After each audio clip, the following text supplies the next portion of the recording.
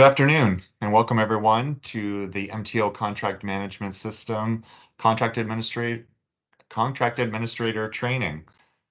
We are happy to have you here joining us today. Please note that this session is being recorded to help us support future training sessions, and that by attending this session, you do consent to having your comments or feedback included in any training and any sharing of the material as necessary. We're not echoing. I could please ask everyone to mute their microphones. That would be helpful. Thank you very much. I would like to also indicate that this is an initial CMS pre-go live training session, one of 4 or 5 that we've completed this week. I'm just going to mute everyone here. Thank you. So yeah, we had made some commitments as part of our change readiness activities and surveys that we've sent out that users really want to have access to some training prior to go live. It has been a race to get to the go live, but we're excited to bring the solution to you. This is not the only training that is going to be offered. We do intend to have post go live training sessions that will be made available. Oh, and 1 second.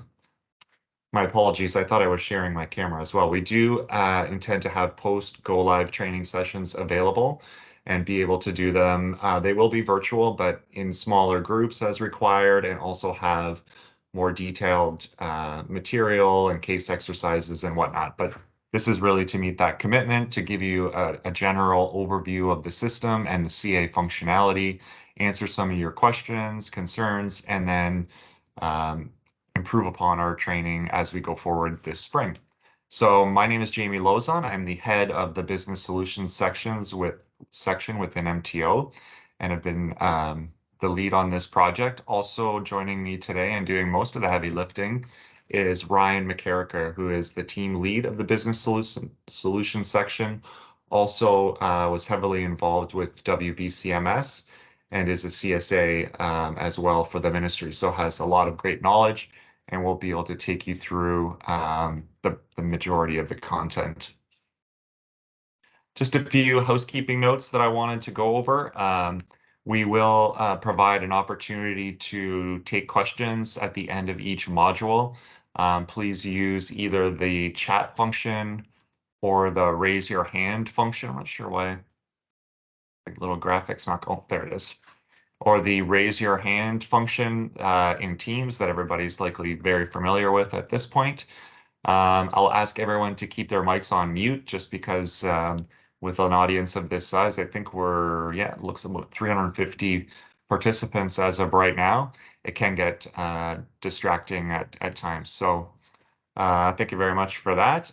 Before I turn it over to Ryan, I just want to give a few overview comments. So this has been an ambitious project, and we awarded the contract to our service provider, KPMG, in partnership with the technology partner Kahua, to replace our existing web-based contract management system last January. So we've been working quite diligently this past year, holding discovery sessions, workshops, configuration, and completing the testing of the new solution throughout this year. Some of you may have been involved in some of those discovery sessions or provided feedback through other channels. We thank you for that. It's, we believe, helped dramatically get us to an improved solution that incorporates much of your feedback.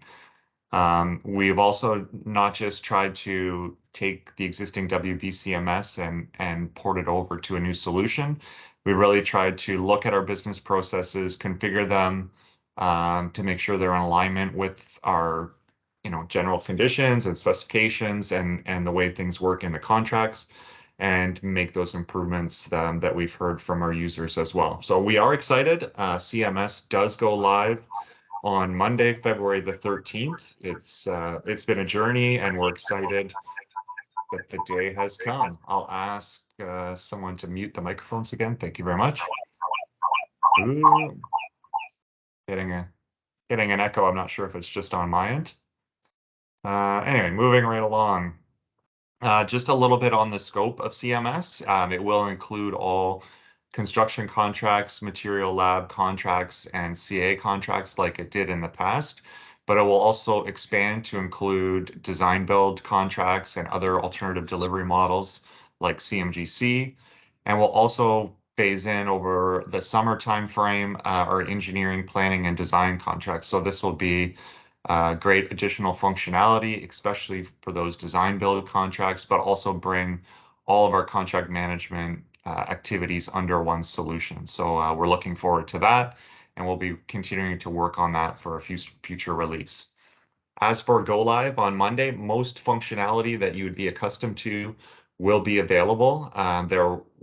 Just given the scope and size and magnitude of what we had to implement, there are a few things that are still being finalized over the spring and will be addressed in future releases. For example, some of the material testing, a lot of that has been developed in the background. It's just implementing some of all the detailed test codes and some of the things like the completion suite we'll be working on right away to get that all available. But Ryan will talk about some improvements that we've made in some of those functionalities as well. So another question that you'll be interested in is around existing contracts in WBCMS. This has been a big piece of work for us as well, that all contracts that are existing in WBCMS will be migrated to the new solution. Starting with the priority active contracts that are currently either in construction or carryover contracts that will be starting up again soon. Those will be the priority to get those fully set up and get users assigned and working in the system. So that'll be happening the first week of go live. As part of the migration, obviously the new solution doesn't look exactly the same as WBCMS. There's different apps and functionality. So whenever there's a direct mapping for a business process to the same business process in the new solution, that'll be pretty straightforward.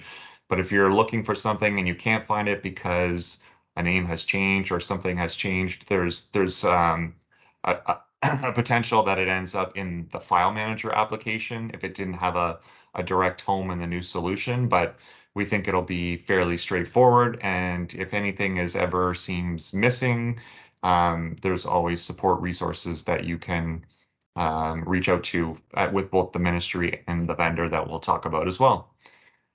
We have tried to take all the existing users in WBCMS and set them up as contacts in Kahua. It's a bit of a different structure that they have, but each company and all users are established as company and user contacts. And then when you're assigned a license or invited to collaborate on a contract, that's when you're granted your actual subscription and you will receive an email with the instructions to set up your username and password. And it should be a pretty seamless process. It'll be a bit of work getting it going in that first week or so period, but we're looking to complete that process, especially for those active contracts, as quickly as possible. So some benefits are that there are no subscription costs for external users. MTO is managing the subscription process. So again, you will receive invitations from us. There are sort of similar type access roles and number of subscriptions that we've had in the past with WBCMS, so not much is changing there. One added bonus is that it's not based on a per contract basis. For example, if you're a user that has multiple contracts ongoing, you will have access to all those contracts under one subscription. You don't need to get one for each individual contract. So we hope that helps everyone. Last thing I wanted to touch on before I turn it over to Ryan was just a little bit more about resources. We will have a combination of vendor and MTO business support. So we have established an MTO cms@ontario.ca email address. That'll be the main avenue for support. We'll also transition the existing WBCMS support line to be utilized for CMS. Obviously, with remote work these days and not everyone always being in the office, we're mostly using that to follow up on messages. but we will continue to make that available, at least in the short term. And we've also established a website on our technical publications website that most of you are familiar with, where we're going to be posting, we already have been posting some of the communications that have gone out, but we'll be uploading user guides, training materials, recordings of training and presentations, and any other kind of resources that we develop for CMS on that site. And we expect that there'll be a bunch of material going up there either very soon and continued on through next week at Go Live. So KPMG and Kahua will also have a support line, and you can see the email address there, more along the lines for technical questions on passwords and system flaws and whatnot, but anything that requires MTO support as far as a business process decision would come through. And we'll provide more guidance on the resource side of when to call which line or the other. So, but it'll probably be a similar approach to what we've been employing with WBCMS in the past. And I think that's about it. This is just a slide to show you the TechPub's website and address. And like I said, we have a bit of material there, but we'll be looking to supplement that very soon. And the last slide I had, I think, was around additional training. So we've been completing these training sessions throughout this week and have had some really good attendance. I think in our first session on Monday, there was 700 participants for the general session, and then we've done a session with contractors, another general session this morning, and then this more detailed session with contract administrators today. So continue to look forward to doing those sessions, and we continue to use the RACS homepage as another avenue to reach, we've sent direct emails, but we use that to reach out to users as well. So stay tuned for more information as more sessions become available. So I think I'll stop rambling and I will turn it over to Ryan to get into things. Again, try to hold your questions sort of to the end of each module if possible. We do want to try to get to as many of the questions as possible, and we've been able to do a pretty good job at doing that so far. So yeah, thanks again, and Ryan, over to you. All right, thank you very much. Great intro. Yeah, even on the questions thing, I'll take it one step further just because the structure of this training, since we don't have the ability to do exercises and hand out, like test contracts like we used to with WBCMS. I mean, there's 390 people in here, so obviously that would be an issue, and it would take a few days to get through it. So there's going to be a demo at the end of each module that I'm showing here, and then after that, I'll take questions. So if you want to put your question in chat, by all means, but I'm hoping that the demo might answer a question you may have, and then if not, we'll do a quick Q&A after each one. So our scope for today, we're fitting as much in as we can. I think these are all the critical processes that you guys are going to be utilizing as CAs. Not to say that there aren't other critical processes not on this list, but our hope is that, and I think you'll agree, hopefully, once you start to see the system, that a lot of the different apps function the same. So if we can highlight how the system actually works, which we have done a little bit in the general functionality training, and then go through these processes, we're going to go through 6, 7, 8, 9, 10 maybe.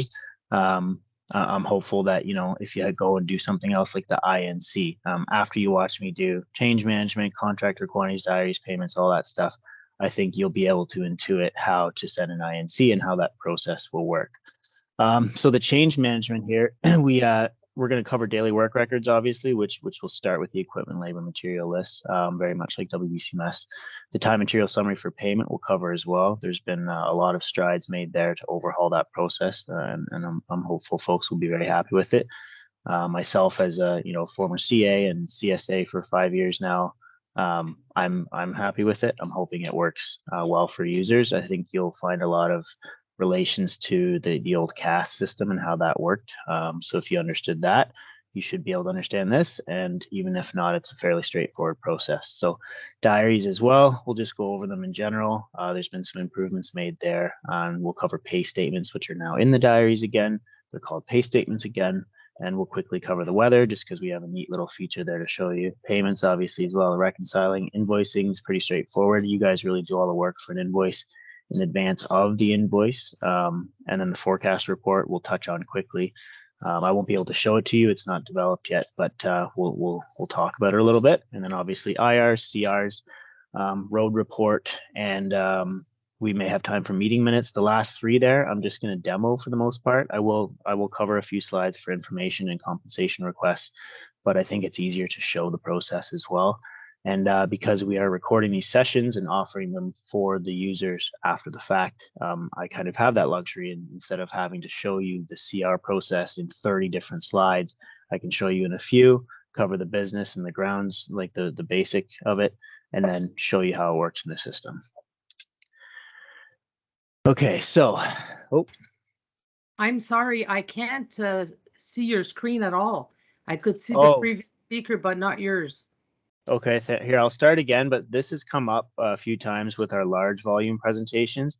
If you leave the meeting and rejoin, that typically fixes it for folks. I've gotten comments like that, and then other folks have said, yeah, I had it too, just leave and rejoin, and hopefully that works. Okay. Okay, yes, change management.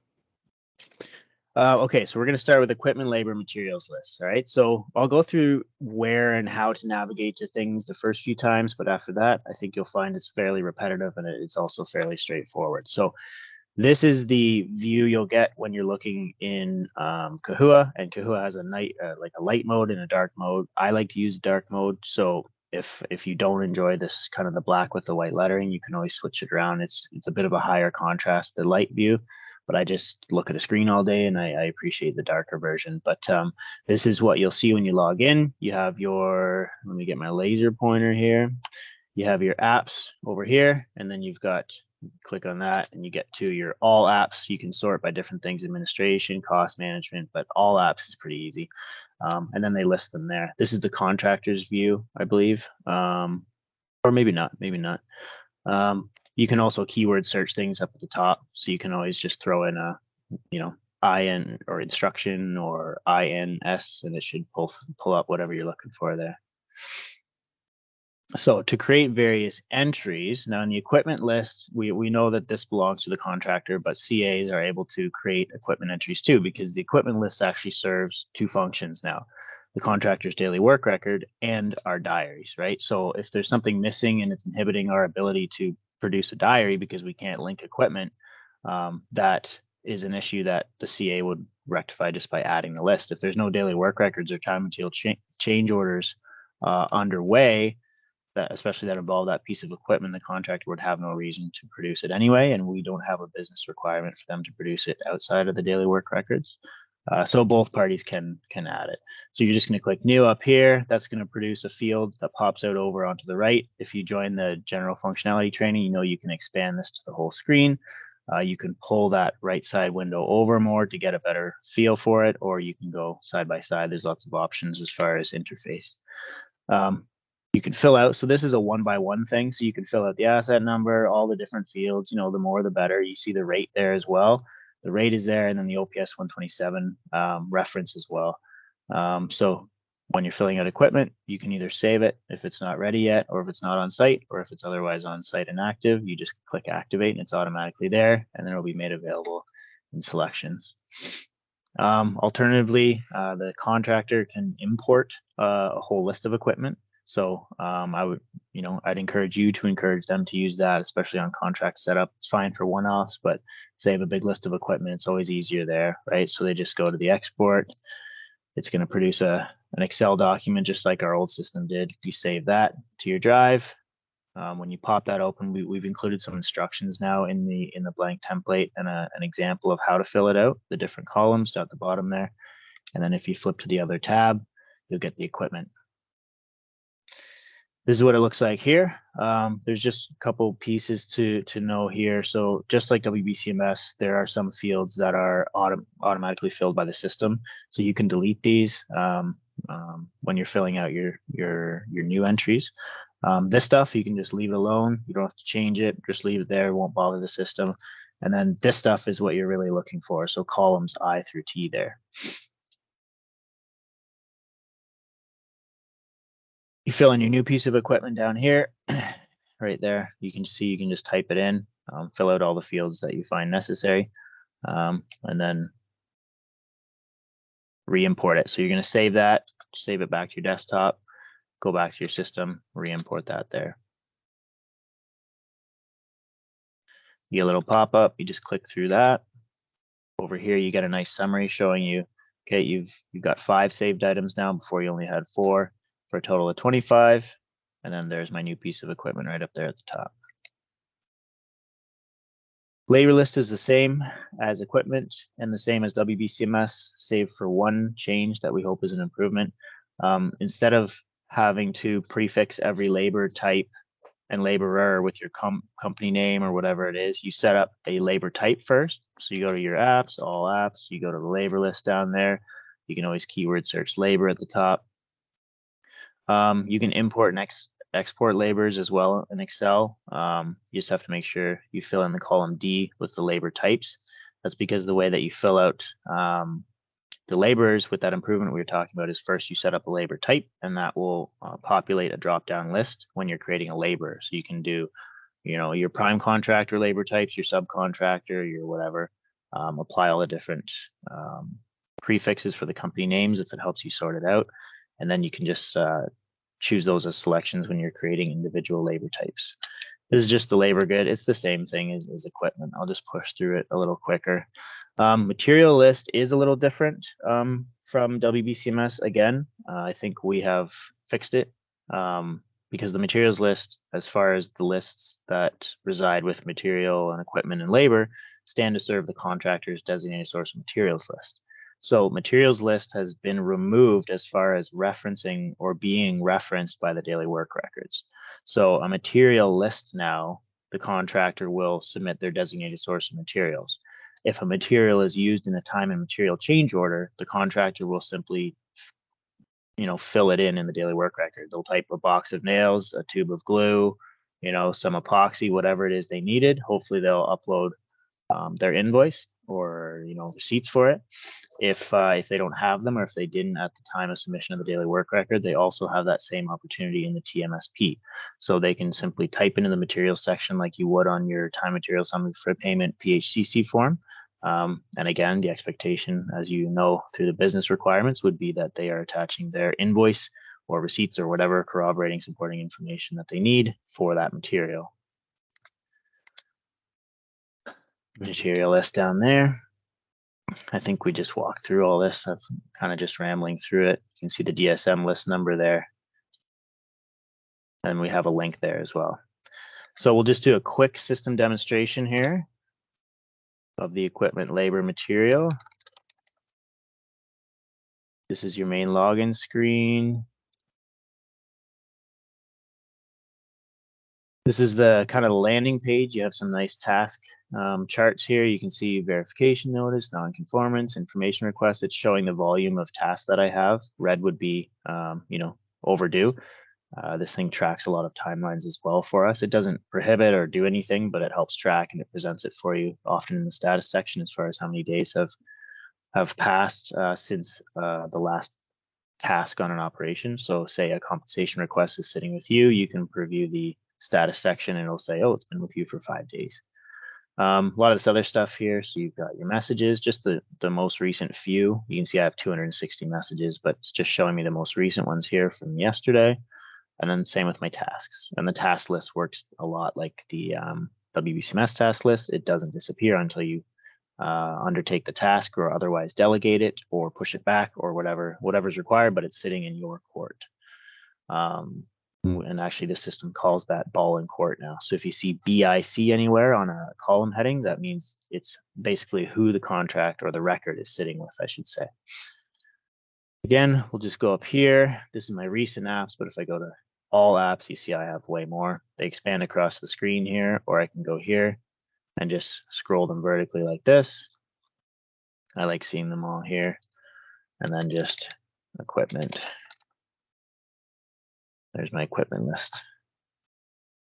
We'll just do one, but just to show you how the system works here. So this is what pops open. This is the status I was talking about. For other more time sensitive systems, or sorry, processes, you'll have a little days here, a days tracker down here. So the asset number, equipment description, crane, unit of measure is hour, make, it's a Mammoet, I always forget how to spell them, big sucker, it's next year's model, they get all the best. It is owned, and this is important, the rented owned. This is going to prescribe how the time material summary for payment will calculate the entries. So you have to make sure those are correct by both yours and the contractor's entry. I'm just making one up there. Capacity, like 1 billion kilograms. Gross vehicle weight is only 5 kilograms.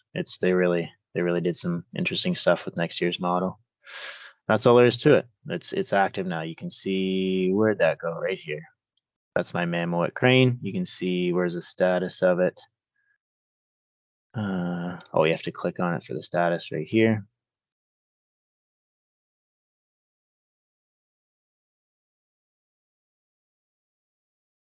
Come on, chug chug. Oh, I might be having a moment.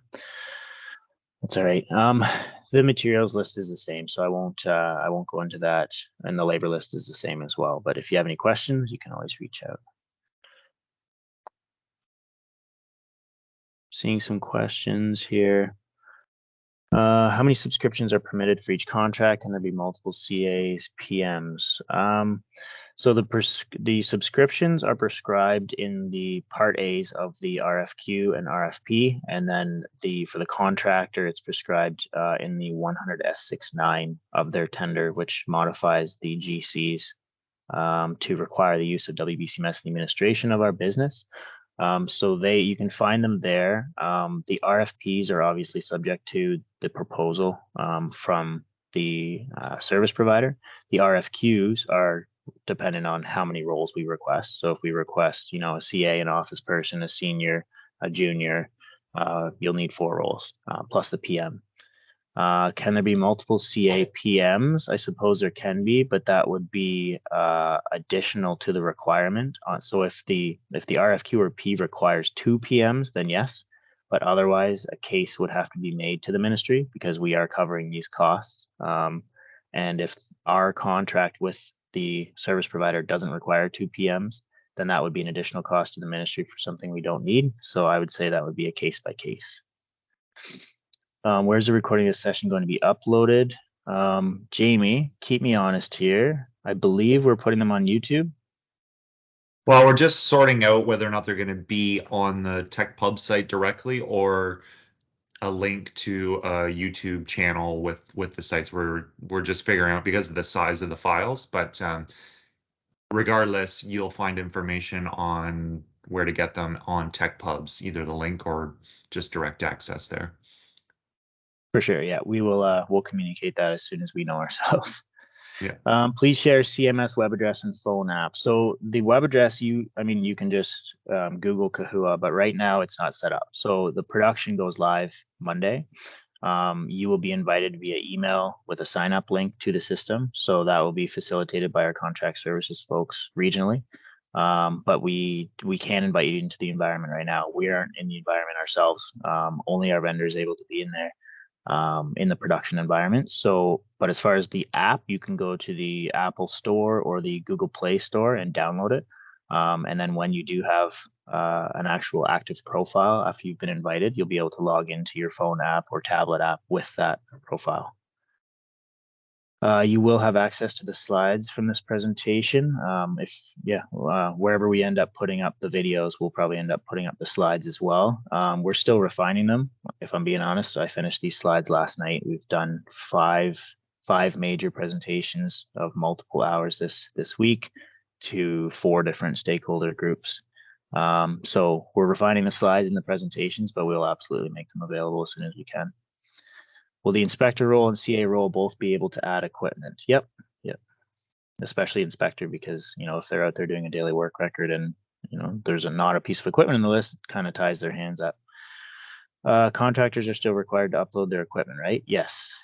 Well, they are required to facilitate daily work records, but like I said, they don't necessarily have to provide a complete fulsome list, but that's a bit of a gap. But yeah, anything to facilitate daily work records or inspection or anything like that, they would have to help us with. Joanna, thank you. Answering some. Jamie, are we going to see on February 13th all docs transferred from WBCMS to CMS? Probably not all be transferred. What we do in that case, start uploading. So you won't have to upload any missing documents. Jamie touched on this a little bit as far as the migration piece.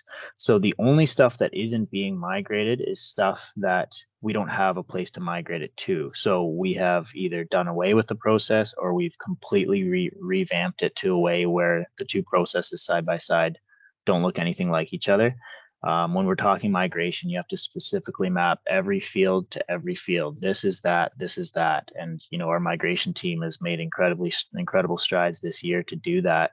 They've basically had to tie strings between every single WBCMS process and every single CMS process, and not only that, the workflow steps, the statuses, the individual fields.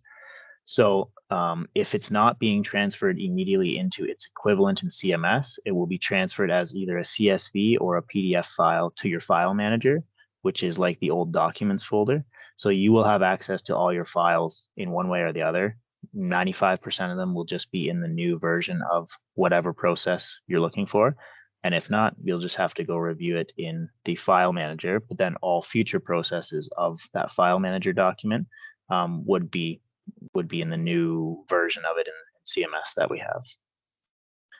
Will we receive the summary of today's presentation? Yes, you'll receive the slides and the recording.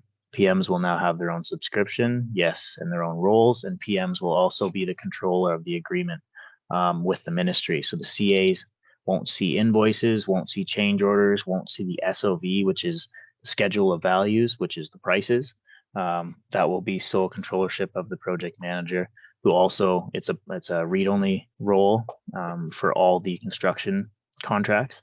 So they'll be able to perform internal audits that way as well.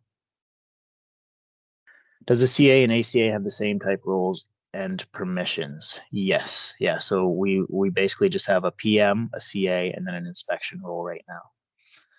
Can the equipment, labor, and material units be edited, or do we deactivate and create a new one? You would deactivate and create a new one. So the issue with, well, from a record standpoint, we would rather have, you know, something that was created and deactivated due to an onerous input or whatever that, or erroneous input, or whatever the cause is. We'd rather have that than not have it at all. But the bigger reason is because these lists are referenced. So that piece of equipment could then be pulled into a diary or pulled into a daily work record and a time and material summary. And then if you delete that, you know, it's going to create a chain of events that's going to crash the process. So they just stay in there. You would deactivate it, create a new one, or copy it or whatever. And then, you know, correct the mistake or update it or whatever it is. Our MTO forms still need to be filled out manually, like notice to proceed. No, I'm glad you asked. So I won't, well, I'll tell you right now, no, we've created a whole suite for it. It's called verification notices, and I'll be showing you at the end. So it's a really nice, clean, easy way to intake all of those different requests to place structural concrete, request to proceed, CFC, manufacturer CFC. It allows you to provide a disposition in response. So either receive and issue notice to proceed, receive and close, or reject. And then the reject will prompt you to request notice or to consider an NCR, because technically if a submission of that type is submitted and rejected, it's an NCR. The equipment rates do not calculate in the daily work record. They calculate in the TMSP. And we are going to have a function that will allow the CA. We don't have it now. Right now, you can just go and click and get a list of the TMSPs and the totals, and you can add it up.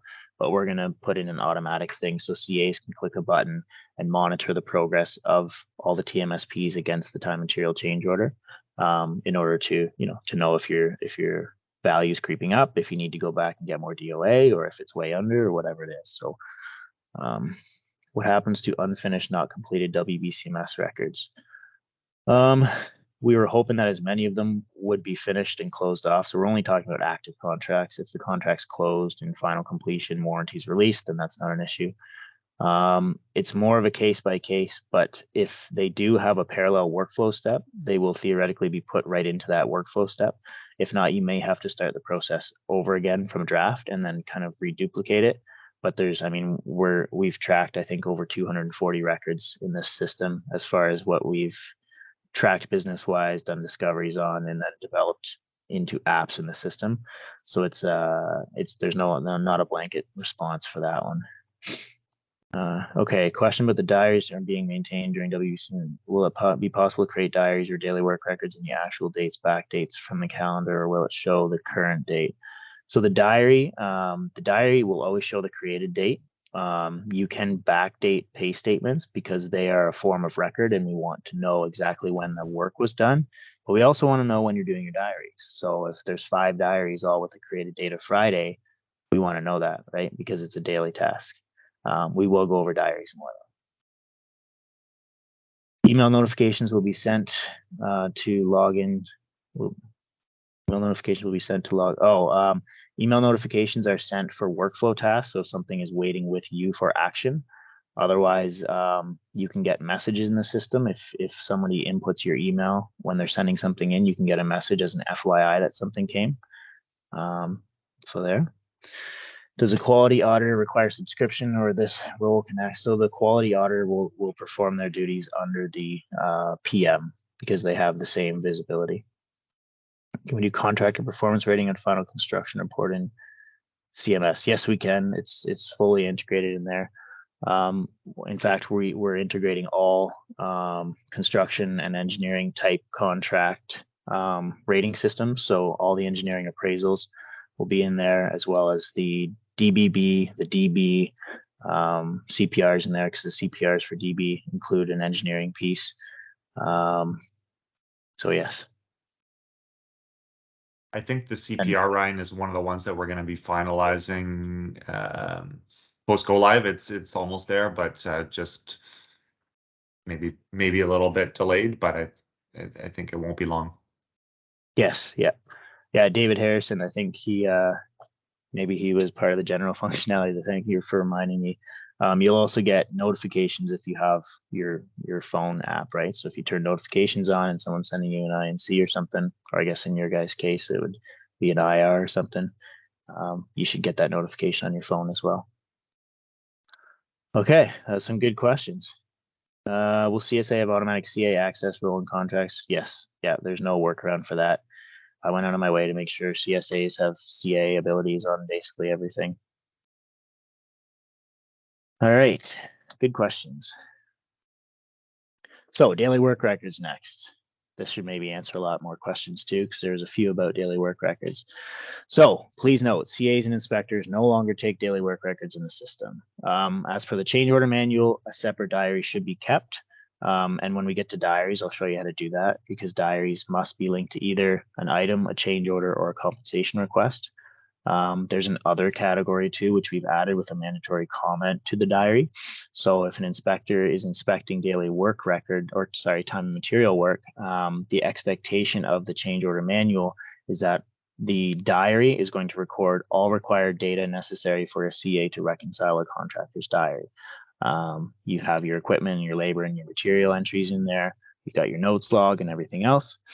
And then when we get to the actual reconciliation of the daily work records, I think you'll find it flows very nicely.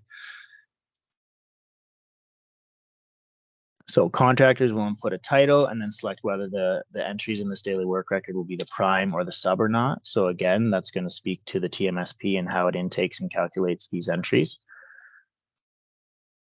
The subject field, that's just kind of, or sorry, the title field is the title. The subject field is linking either the change order or the compensation request. So we know that the GCs require, either a CR or a change order to take daily work records. So that would be linked here. And that's so all the contractor has to do if they feel there's daily work records required or time material work ahead, is submit their compensation request. As soon as it's submitted, they can begin taking daily work records against it, which is also required by the daily or by the general conditions. A nice little addition and fix that we've employed here for daily work records is if you are linking, so the contractor submits a CR, start taking daily work records against it, and that CR goes up and gets approved, and we issue a change order, and the T&M work continues, and daily work records continue to be linked to the change order. When that change order is referenced by the contractor to populate the TMSP, it will aggregate not only the change order linked DWRs, but also the CRs. So it's going to pull all the daily work records that were linked to the CR into the TMSP and then sort them accordingly. The contractor's labor, equipment, materials list appears in the daily work record. So right there, any entries that you've made, you're just going to click link. So link labor, link equipment, whatever it is. Oh, did I miss something there? Make sure I don't miss something. Please note the materials list in OAI. Okay, I already mentioned that. Materials may be entered by the contractor on the DWR, by the inspector or CA, or in their TMSP. So this is really what the contractor sees, but I'm highlighting it because if the contractor submits something to you and they miss something, you'll be able to insert a line for either labor, equipment, or materials as well. Just say, hey, you had a crash truck that you forgot. It was a kilometer back, so you forgot it, whatever it is. This is the grid, so you can see the required stuff. They must enter a name because the general conditions definition of a daily work record requires a name to be attached to each labor entry, and then whether they're union or non-union. Again, the TMSP is going to use this to calculate it because there's a union burden payroll or union payroll burden, in the TMSP. You see here you have contractor hours and then some blank space over here. This. Oh, well, sorry, we'll get to that in a minute. This is the materials list first. You can see up here, these were all just typed in. Okay, so I needed some lumber. Maybe they're doing some framing and gluing something to it. Some notes is always helpful for the CA to help reconcile this when they're looking at it, and the inspector. This is what I was talking about here. The notes log, this little insert, but you'll notice in materials as well, you have the insert. So anything that's missed, you can always add it, and then you can always add notes to your actual DWR. Night work premiums may apply, blah, blah, blah. And then obviously you can always attach something to it.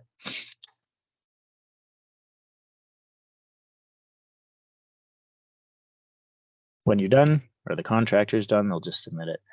So upon submission now, it will go to the inspector. The inspector reviews it, and they're going to input their opinion of what they observed as far as each entry for time or quantity as far as the daily work record is concerned.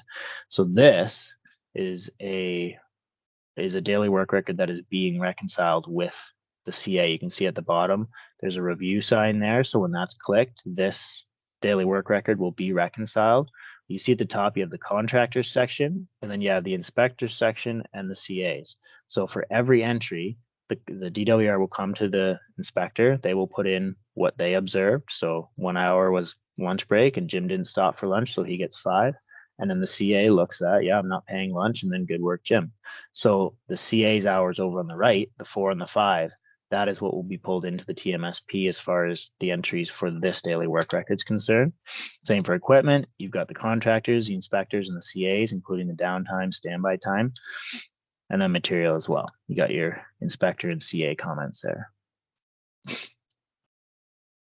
Please note the inspector is still required to receive and retain the hard copy material weight tickets, or sorry, daily work records. I should change that.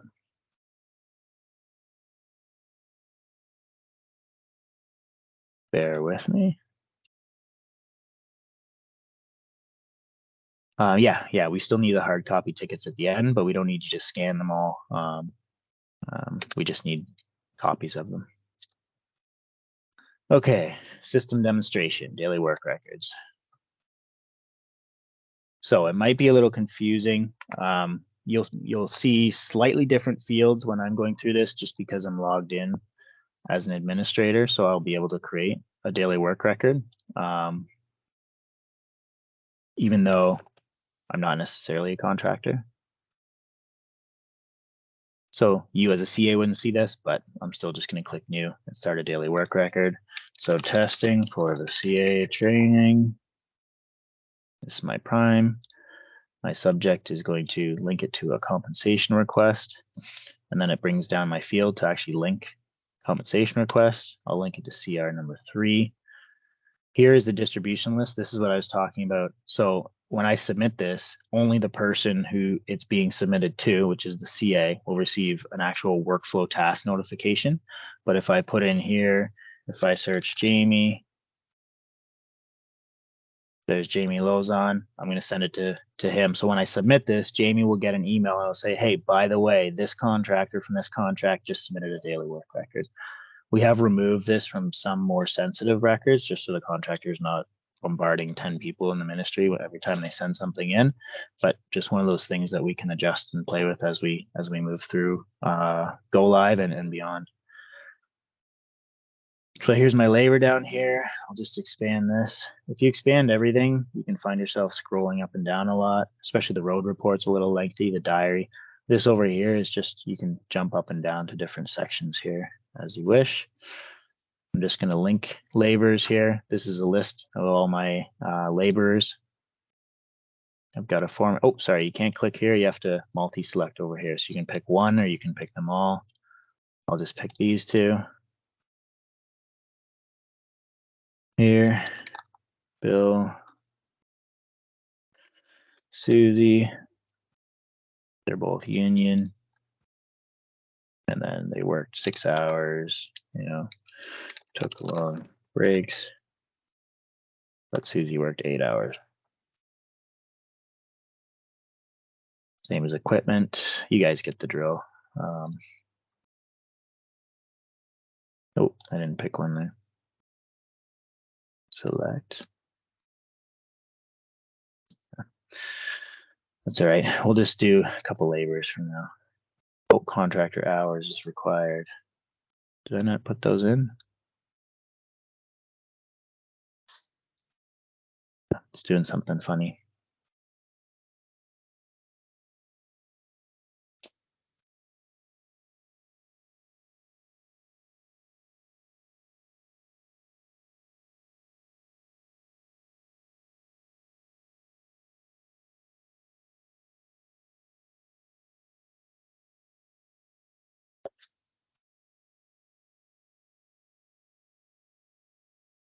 Yeah, I don't know what's going on with that. We're doing a bunch of improvements and last minute stuff in the background. So I think there's some weird issue there. Sorry about that. But it would have just said done. Questions. I see some more questions here. Emergency circumstances like an accident that requires daily work records where there is no CO or compensation request. Still just submit a compensation request. The CR can always be sent back and edited later to be more fulsome, but it, they just put the title in and that's as much as it takes. They could record it separately if it's really an emergency circumstance, scroll it on a piece of paper and input it later on. I don't think there would be any doubt about whether they were owed it or not, but yeah, it will require a CR at least or a change order to be linked to. Does the CA have the option to review the daily work record submitted by the contractor and reject or make changes prior to linking? Yep. So the CA's opportunity to quote unquote reject would just be to put in a 0. They put in a 0 for the daily work record. Nothing would be pulled in. I mean, the contractor can't create a time material summary for payment without linking it to a change order. And if you don't create a change order because you don't agree with the time material or the daily work record submission altogether, they wouldn't be able to do anything with it anyway. So that control lies with you.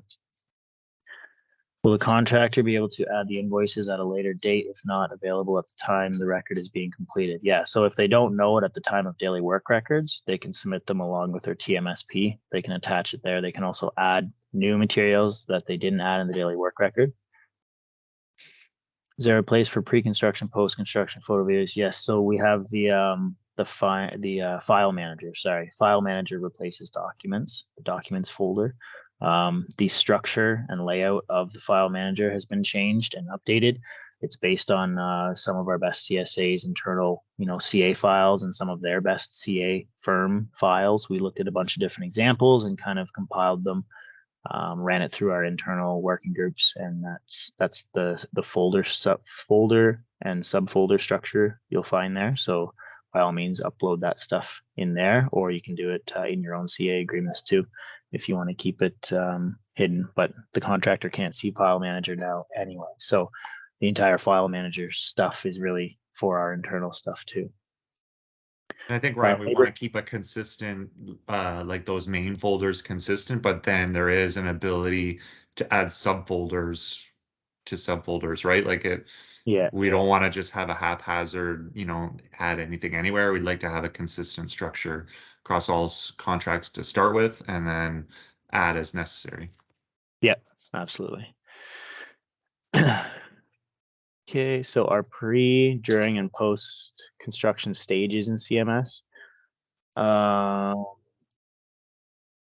not too sure about that. So like pre-state, as in pre-award, like CMS will kick on just like WBCMS after award. So we integrate with RACS.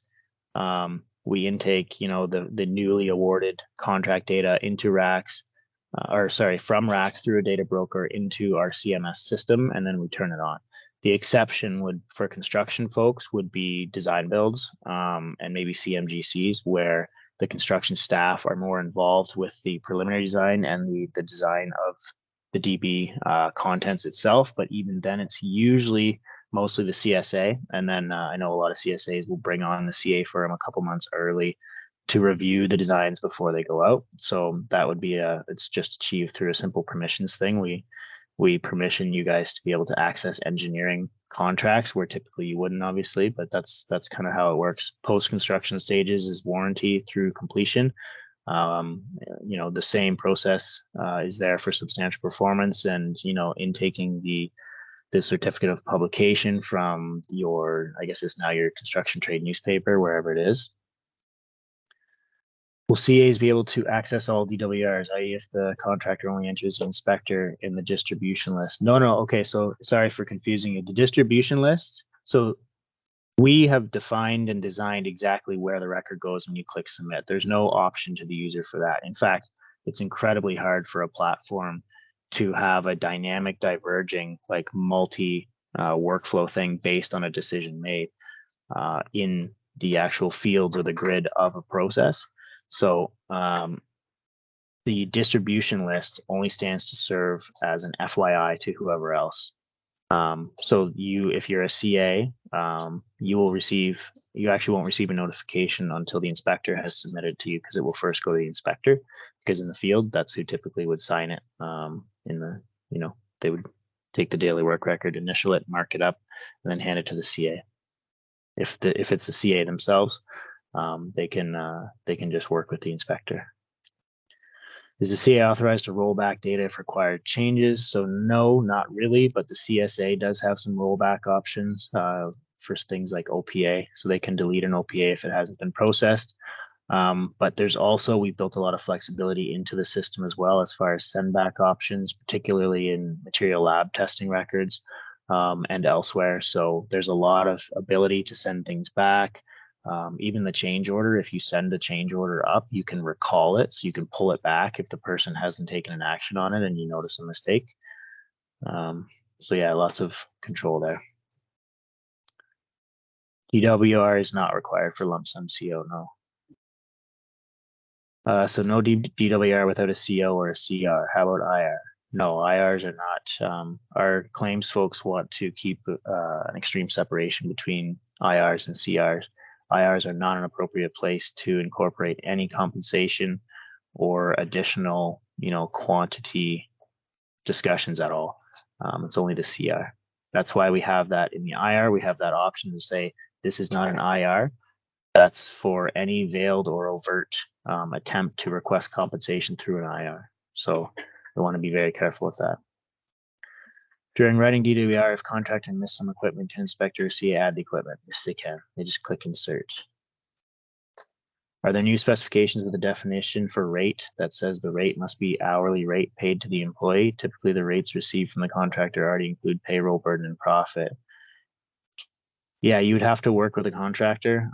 You'd have to send it back or ask them to strip that out because we can't really control the format or the content of that, the rate list that we receive from the contractors. So you'll want to be careful for that. So yes, labs can send back sample info forms if they're filled out incorrectly. I think literally every single step of the material lab testing process has send back.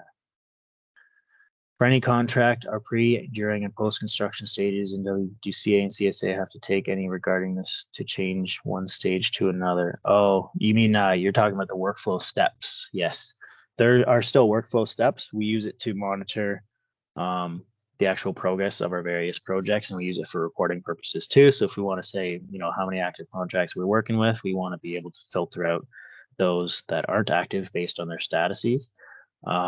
We have removed all validations to move them through. We're going to trust the CAs and the CSAs know what's required of their jobs and of the contract, and that they're going to fill out those processes and upload everything required based on the unique nature of each contract. So we're not doing blanket validations for that. When will we get the FAQ and guides for different operations? Very soon. They're scheduled to be put out alongside with go live. So we're just finalizing everything right now. I assume all ERS for concrete asphalt granulates will work accurately within CMS. We will not have to generate these outside. Yes, that's the goal. Kazi's the one answering, and he's spearheaded our entire MLT configuration. He's worked with our regional heads of QA, the QAOs, the engineering materials office. He's done a fantastic job. So that is another one that, you know, it's not launched yet, so we can't demo it to you, but we're very excited about the efficiencies and the improvements we've made there. Is a contractor still responsible to initiate samples for testing? Yes. So everyone always asks this as if it's a thing in the system, but that age-old material spec, I forget which one it is, if it's S66 or whichever one it is extremely clear with who's responsible for the contract or the sample data that's submitted along with it, and the chain of custody and responsibility. So that is always the contractor. However, the inspectors still can, because we know there are those issues. There are entire regions who practice the opposite, but our contracts do require the contractor to initiate all samples and supply the initial sample data, because it is 100% responsibility on them to be accurate and complete. All right, another good group of questions. I'm gonna maybe move a little quicker here. I'm doing all right. Okay, so time material summary for payment. Here we go. I've talked a lot about it already. Time material summary payments have been overhauled. So we can now link multiple TMSPs to one T&M change order. So we can have them be progressively paid. So if a time material change order is spanning multiple cutoff periods for progressive payments, we can do that. It'll only pay whatever T&Ms are linked to it at the time. It's going to list them at the bottom. When you have a time material change order, it'll show all the TMSPs linked to you with their totals. It'll show primes and subs and all that stuff. The T&M change order itself can now also recirculate for higher DOFMA, which I think I mentioned before. CA inspectors and CAs don't complete DWRs anymore.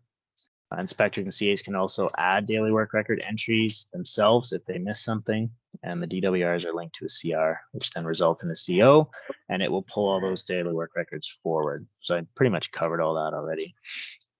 So it'll populate the TMSP by linking it to a change order. So you're going to link it to a change order first, and then link daily work records. The change order linkage is at the top. I don't have it here because this is what the contractor sees, really. That just pulls up a list. Again, like the other one you saw in the daily work record, it's very similar, except these are completed. You can see they're ready for summary stage. Yes. That means they've been reviewed. If everyone can just please double check that they're muted there. Yeah, the multi-select over on the left here. So this is a change order, time material change order, Mr. 007. It's been issued to the contractor. It's paid by T&M. so it can be selected. You can see it there. Change order 7, and then you can see it's time material. The contractor can submit their estimate for it. Contractors will populate the TMSP by linking in the relevant DWRs through a picker. Oh, this is a duplicate. Sorry about that. Once a change order and its related DWRs are selected, all the daily work records associated to that CO will be pulled into the TMSP and summarized below. You have to save it first, the contractor does, but this is how they would determine what the ongoing value of it is. And down there, it will show all the daily work records that are linked to that change order. Materials grid. So this is the insert button that I was talking about. A few people have asked. This is where either the contractor or the inspector or the CA can insert lines and then input materials there with a rate, obviously. It comes to the CA for review after the inspector. You can open each selection with the little pop-out button there. This is what I like. So we've kind of built the TMSP PHCC form into the grid of the time material summary for payments. You can see the union payroll burden there. You can see the rates there right here. So the contractor, you can't see it, but the actual payroll burden, well, you can't see it editable here because it's with the CA already, but for the contractor, this is editable. So they would just type in their actual payroll burden in there, their room board, travel expenses, whatever else, just like they would the materials list. And another system demo.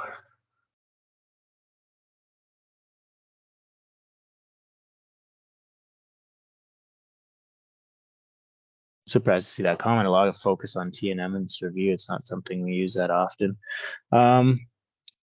I would argue it's a pretty often used process on some larger projects, and it's also just a complicated process.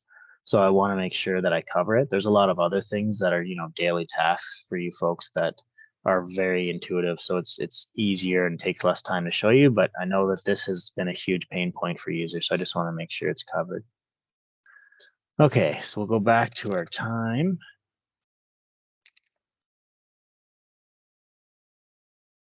We'll start a new one. I think it was CR3 we were looking for, right? CA training, GMSP test.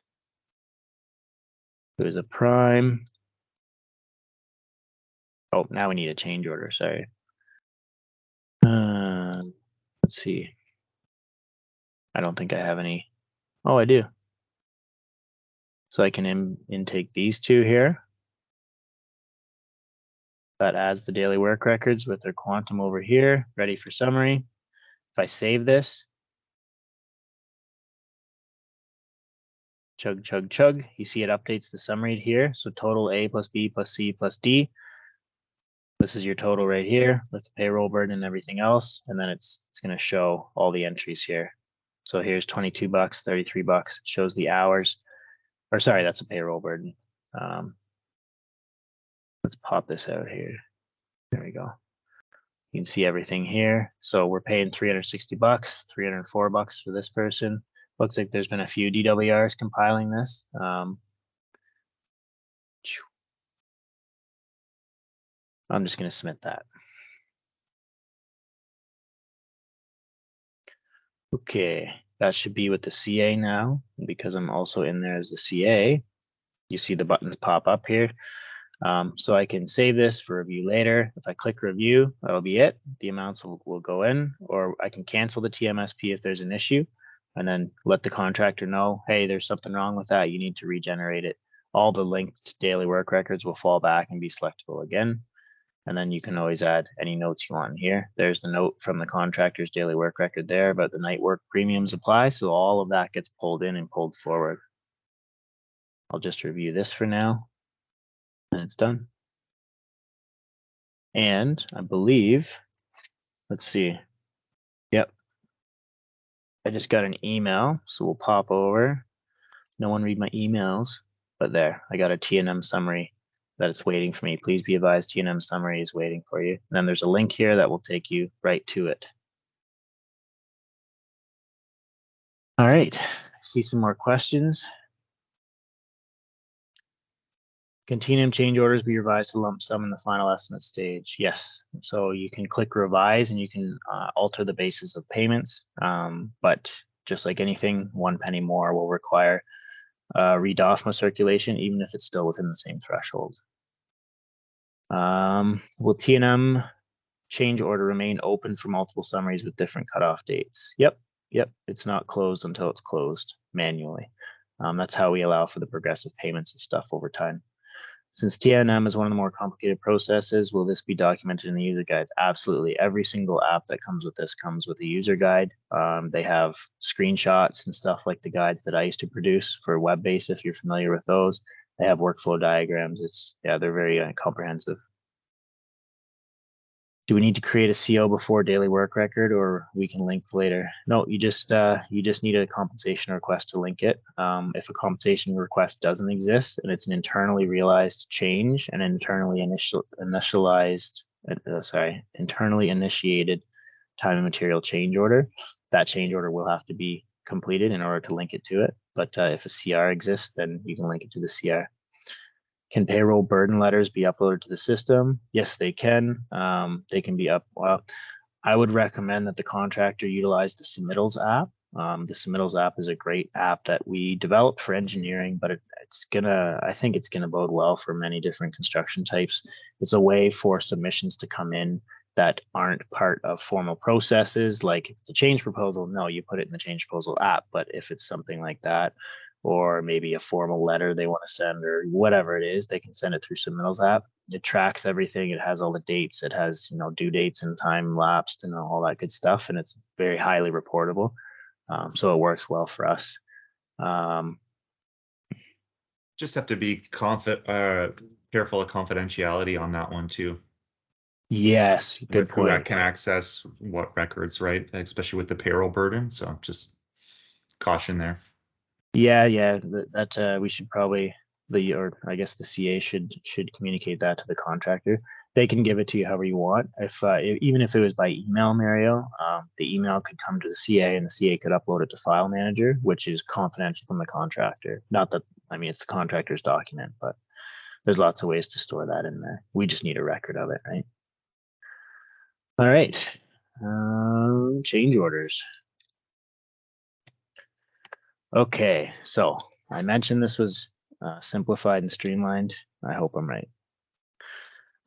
So they're part of the change management suite, as I've already gone over. That suite houses all commercial activities. So the change orders, change proposals, compensation requests, and other payment adjustments.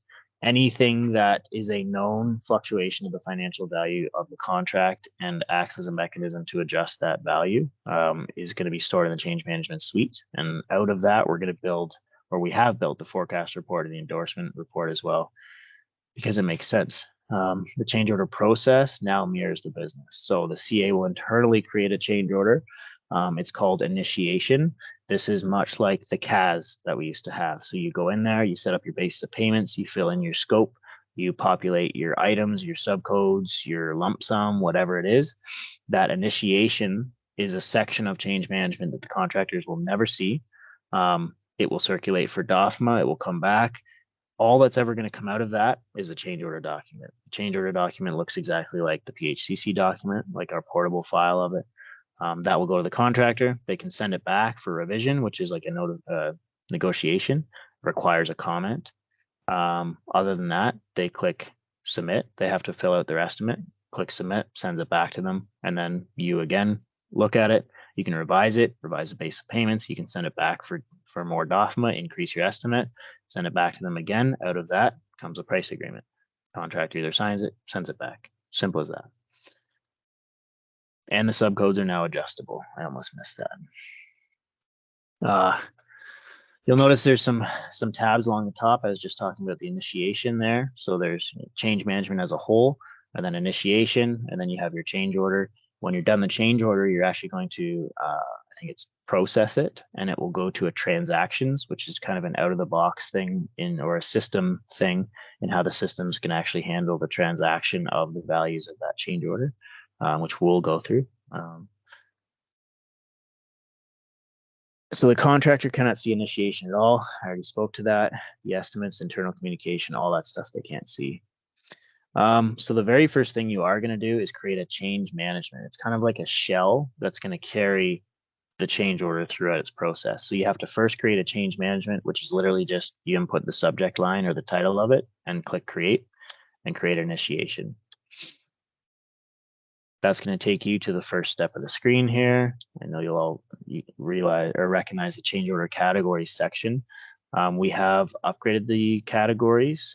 We've worked with construction and audit services and our CSA team to bolster a second. So that we have a category and a subcategory. We now have a second subcategory and a third subcategory. I don't think any of the third subcategories are filled out yet. It's a list that we're still working on. There's hundreds and hundreds and hundreds of combinations now with how much we've added, but it's all in response to an Auditor General report that recommended that we better determine the sources of our change orders and our changes. Are they design? Are they CA issues? Are they ministry issues? Are they contractor issues? So that's in an effort to better characterize our changes and why we're having to pay more money. So you'll notice that. Don't worry about gaps. If you see like a number go from one to another, there are a lot of gaps still that we haven't filled in. There's not gaps in the system, but you'll notice breaks in the numerical sequence if you're looking at it. So don't worry about it. It's all still very keyword searchable, and it makes a lot of sense. It flows easily. So the extension of time option here, if you see that, so that is only for a claim. So if a claim comes back and we say, no, we should have awarded a claim, or sorry, an EOT, you'll know from WBCMS we didn't have a way to do that. So after going through a long, nasty claim and we lose, we then have to go, okay, can you please submit an RFC or an EOT or a CR, and we'll drive that arbitrary process through. So now you can create a change order that will adjust the time automatically. It requires you to link a claim, but we're looking at improving this more in the future too, especially on our adjudication side as well, to just be able to kind of do it in the background. But for now, we have that fixed just with a manual designation of extension of time. The details section is the bulk of the CO grid here. So you've got your basis of payments. As you choose each basis of payment, they will appear and disappear below. So you can click them all if you like. Our change order types haven't changed. We have change in the work, additional work, and $0 change order. Description of work field will tumble down. I think maybe if it's not infinitely, it's hundreds of lines. I think I remember 350 lines or something you have. So that's like 6, 7, 8 pages. Should be more than enough for you. And the portable form, like I said, is configured to look like PHCC 851 or 850 for additional work.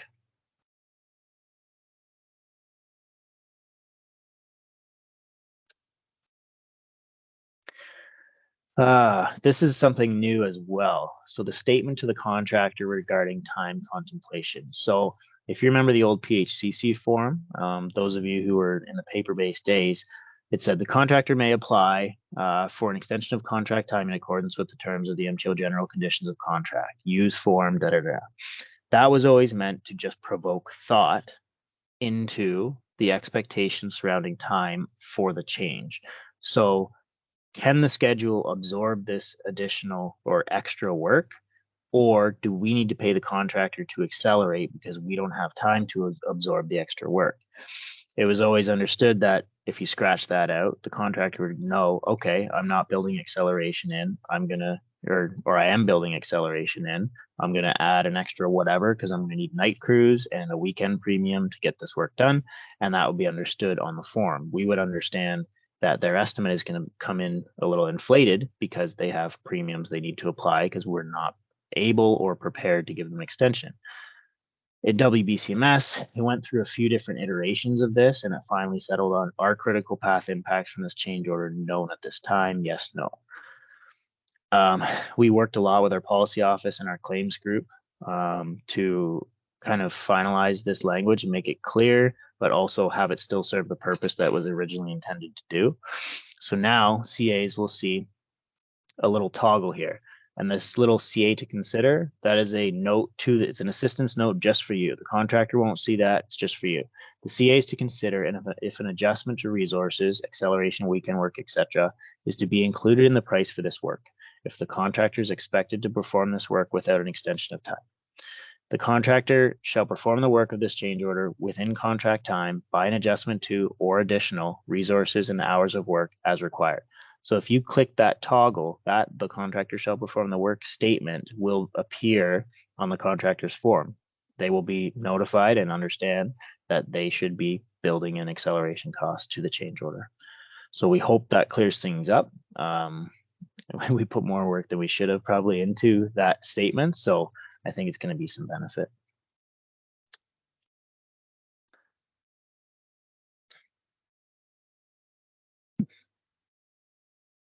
I always get ahead of myself. I get ahead of my slides.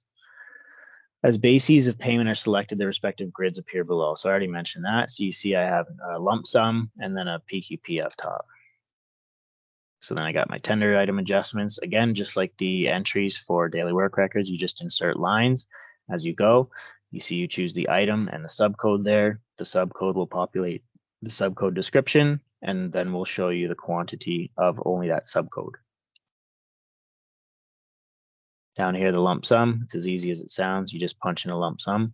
This activity code you see under expense, you can ignore that. Just leave it. The system autofills it. We've asked to have it hidden or read only. They're working on it. But if you see that on Monday and you're writing a change order, just ignore it.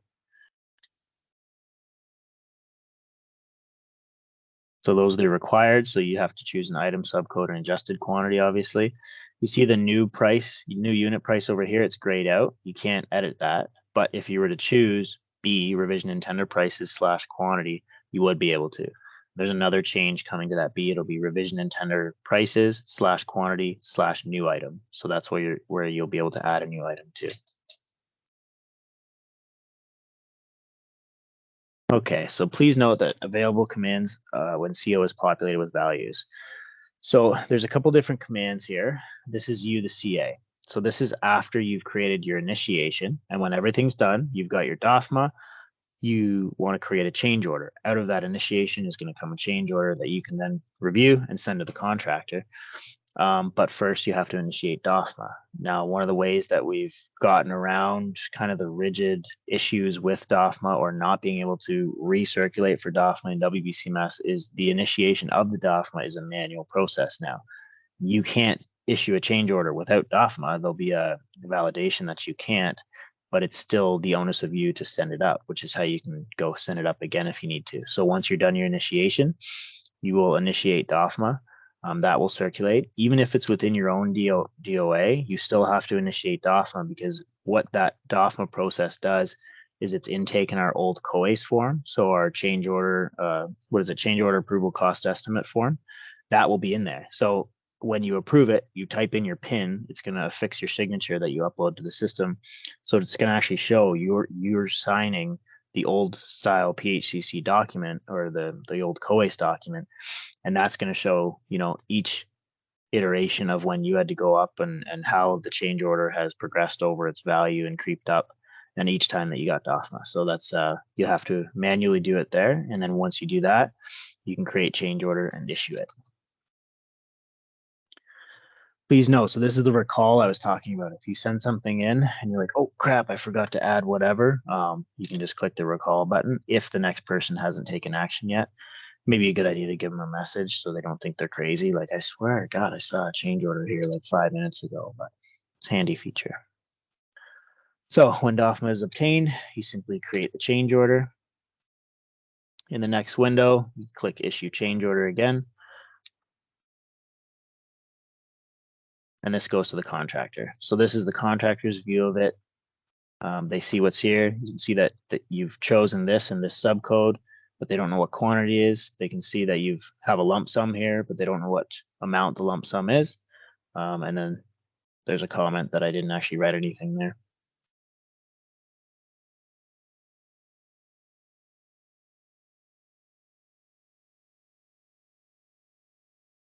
So when the contractor clicks submit, this constitutes them signing the change order and submitting their estimate as per the requirements, the general conditions. Request revision is the contractor's ability to send it back, like I said. If they want, it could just be, hey, you forgot this or whatever, or there's no way I'm doing it for this, that sort of thing. And then the contractor can also recall it if the CO hasn't been, acted upon in the next step. These are just some notifications. So I showed you the email notification. This is the desktop app. So you get desktop notifications when you are logged into the desktop app as well. And then you just get emails to your email. When the CO is submitted back to the CA by the contractor, the CA has two options. It's either revise or issue price agreement.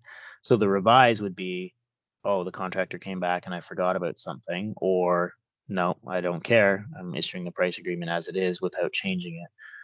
In this case, the contractor came back higher. So you can see at the top, you can see the DOA status is required if we're going to go with the $7,968.40. If we stick with the $4,500, we don't need it, but the system already recognizes, hey, this is in excess of the original estimate. So if that were the case, you'd just click revise. And so say you agree with the contractor, you'd click revise, put in the revised estimate there, and then you'd recirculate for DOFMA and then issue the price agreement. Or if you don't, you just click the price agreement. So this is the options when it comes to the contractor. They have 4 options if you count save.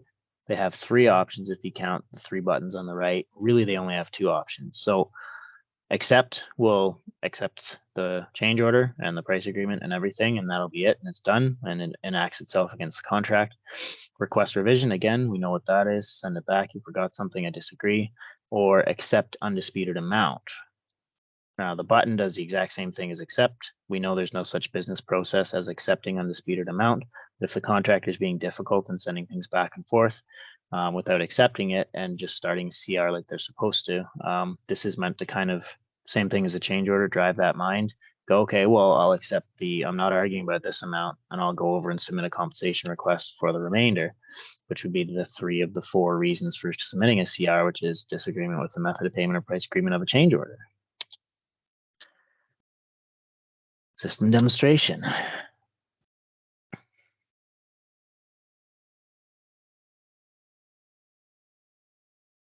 You can guess, I'm going to search change, open my change management. You'll notice too, as I'm opening things down along the left, this is just kind of a general functionality thing, but everything you open will just tumble down here. So if you're working on a few different things, you can just boom, boom, boom, boom, in and out, and it goes back and forth really quickly. So these, your 4 tabs along the top, you can see I'm in change management. Very first thing I have to do is create a change management shell, I call it. If you try and create an initiation without it, it'll stop you and say you need a subject line, and the subject line comes from change management. So simple as that. There's my subject. And I just save close, create initiation. So that's like me opening up my CAS, clicking new, and setting it up. I just start processing here. So this is kind of a piece of like, this is becoming a transactional record in the back end of Kahua, and it's telling Kahua how to deal with this. So where am I here? Contractor, choose your contractor. This will very most likely be auto-populated. Change order type, so we have change in the work, additional work, $0 change order work. As always, here's my statement to the contractor, or this is the assistance note for the CA. This is the statement to the contractor. I'm going to check that so it'll show up. Description of work, please accept this change to, ooh. Oh, I made it even worse. Let's just do a PQP. Oops. I'll insert a couple lines here. We can expand this over to the whole screen so you can see everything. You can always play with these, in and out. Let's just do tack coat. Should be lots of 6 subcodes for tack coat. And then clearing. very related operations. So we're just going to add an extra 10. We'll add an extra 50. There we go. So we're looking at about $4,000 here. Submit.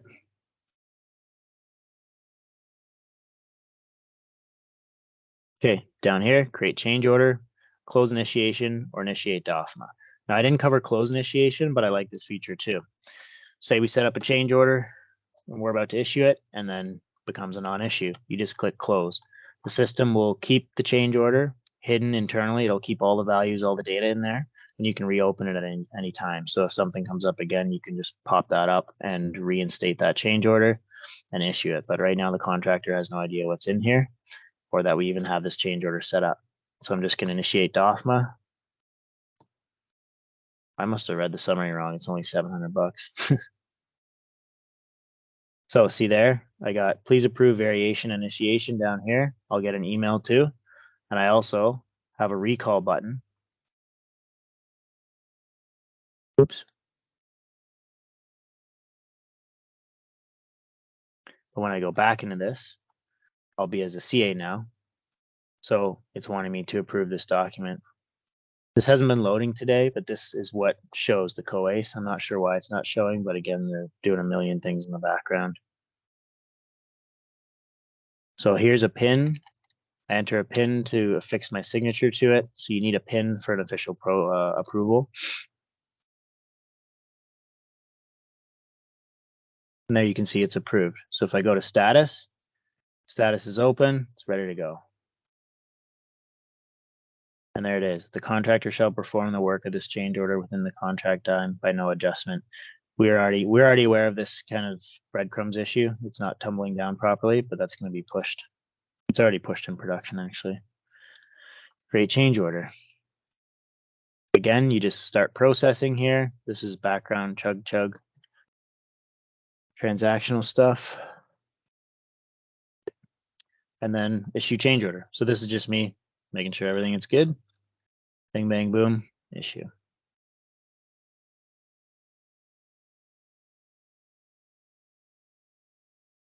So there's my recall button again. So I could recall it back from the contractor if I found a mistake, or if I just click this again, I'll come in as a contractor. Oh, didn't work there. Go to a different one.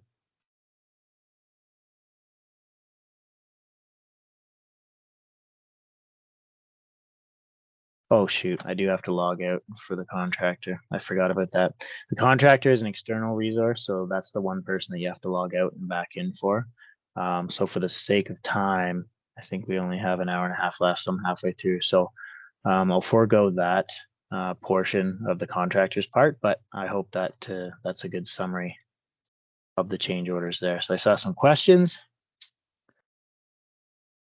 Oh, nice, I answered a question with the demo.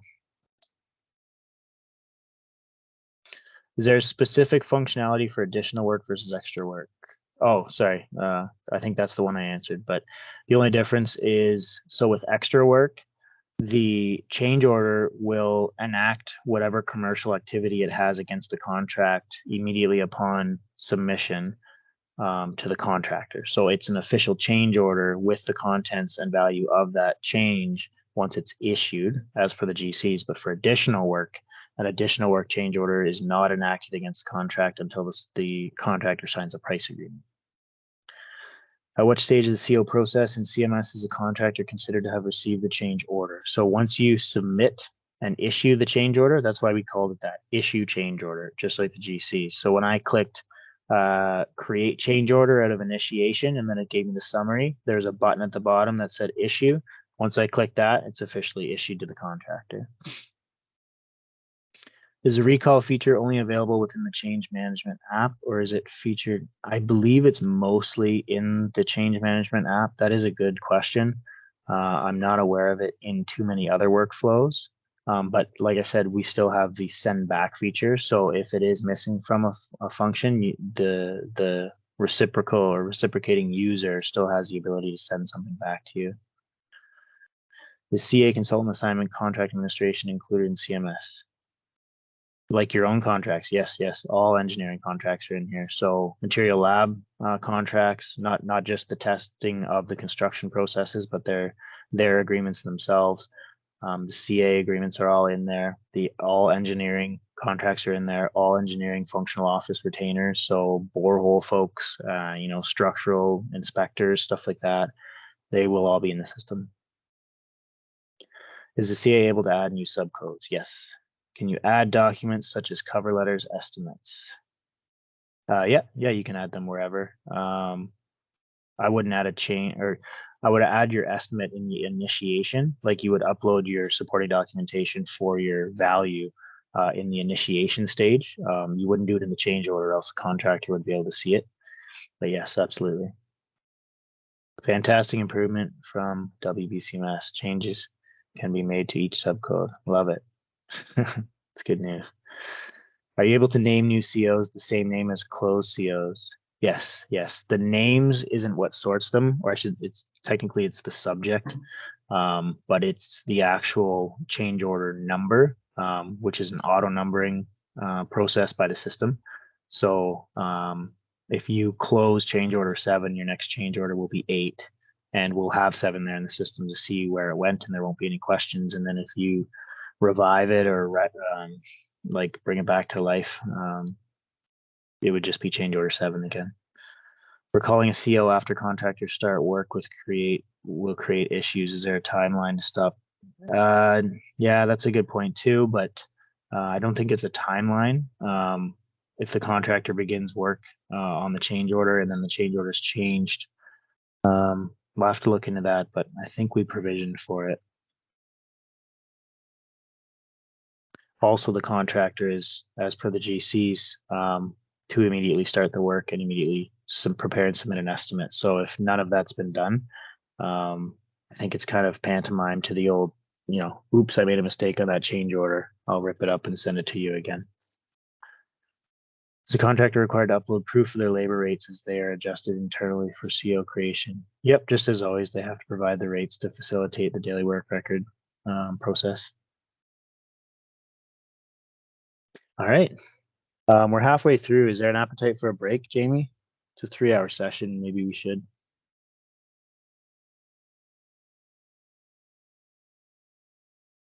Sorry, yeah, I think probably people would appreciate that.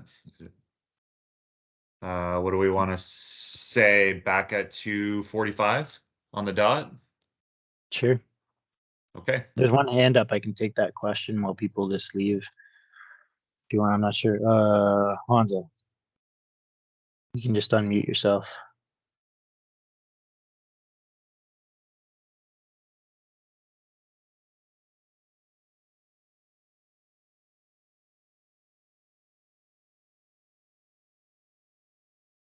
I'm not hearing anything, Hanzo, but it looks like you're speaking though. Your ring's all lit up. Oh, you're muted again. Maybe he went for break. We'll see if he's back after. We'll see everyone at 2:45.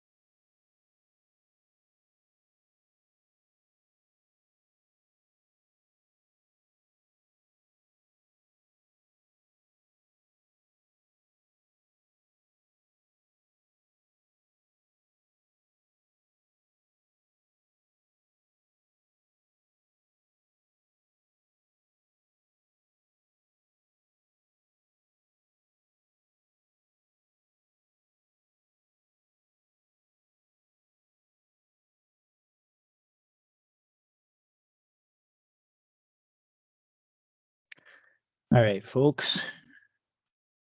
Hopefully everybody's back. See just a couple other questions here. Further to my above question, can a CA recall a CO after contractors start with the work and cancel it? It will create more issues. That's timeline for recall is recommended, or to pay the work carried out till the point. Yeah, I mean, it's going to be a very rare circumstance where you pull it back, and it would be based on understanding with the contractor. I mean, the contractor, if the change order is incorrect and requires revision, the contractor should not be continuing with the work anyway. But it'll be kind of a case by case scenario. I don't foresee a lot of circumstances where it would be utilized.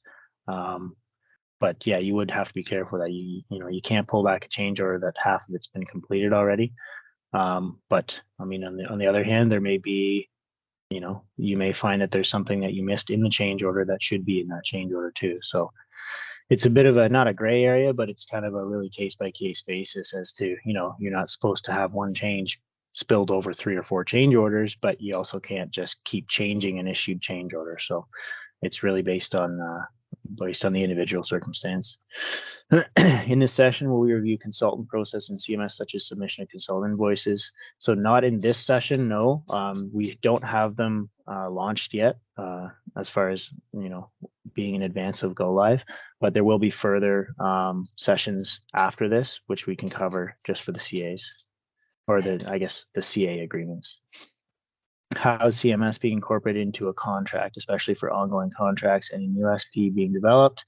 There was NSP included for, so it wasn't an NSP that became an SSP. So SSP 10069 was the WBCMS spec that amended the general conditions to require the use of WBCMS in the administration of a contract. That spec has been updated for construction contracts. And like I said, for the CAs in the RFQs and Ps, the front ends have been adjusted as well to include and require that the new language surrounding CMS.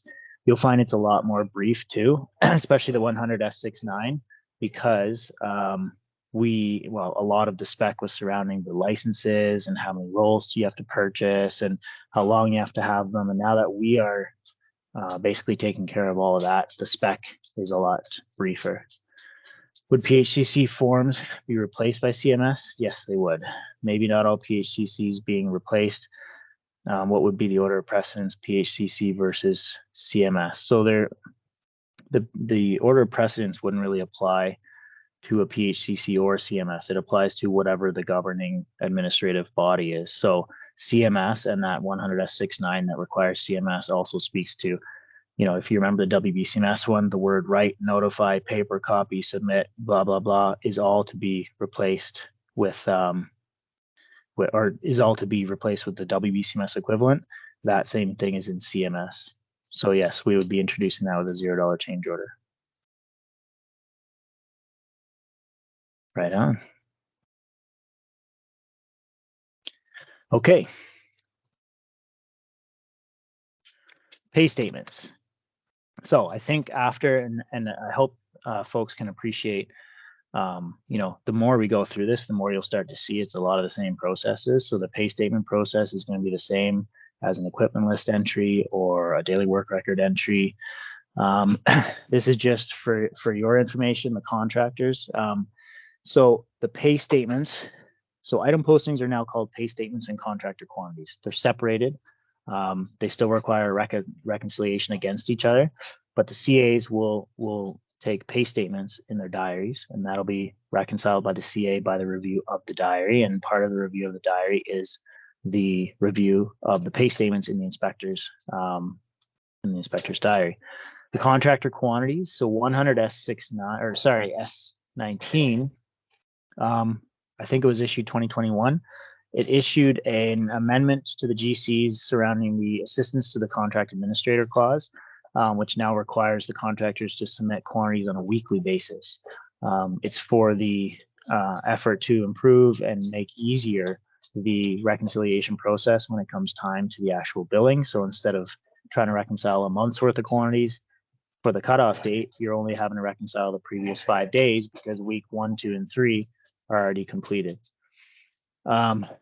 So the contractor will be submitting contractor quantities. You can see them when they come in, but your main concern would be with the pay statements as well, because you'll see the contractor quantities in the pay statements. in the reconciliation, and you'll be able to provide whatever the final number is going to be. So the grid's pretty brief for the contractor. They just choose the from to period. So if it's a weekly thing, it would theoretically be a week's worth. They can link in change orders, but I think this is probably going to be removed. We're going to deal with, inputting those into the invoice in a different way, basically through the tender items. This is where they input their contractor quantities. So they just insert, it'll pull up a list of the tender items. They'll choose one, and then they'll choose a subcode, just like you do for the change order or anything else. And then they can always upload, copies of pictures or whatever it is they need to support the quantity.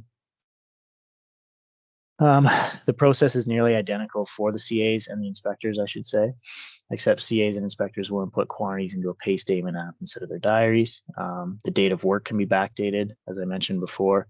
So you see the date of work column there down at the bottom. So your item, your subcode, your date of work can be backdated. The location, unit, measure, revised subcode, and subcode quantity will all be auto-populated once you select a tender item in the subcode. And then, of course, the actual quantity against it with comments. As I already mentioned, the inspector diaries will go to the CA for review. Pay statements won't be pulled into a reconciliation until the diary has been reviewed. The CA can overwrite the inspector's quantities if required, and then you should provide a comment for the inspector or for yourself or for whoever as to why you're overwriting that quantity and changing it, because that quantity is what's going to be pulled into the invoice. All right. Quick system demonstration. Apologies if you can hear my dogs in the background. It's been raining here for a couple of days and they're antsy.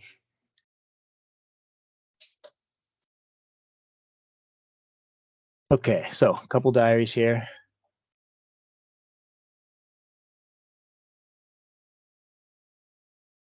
Okay, so here's my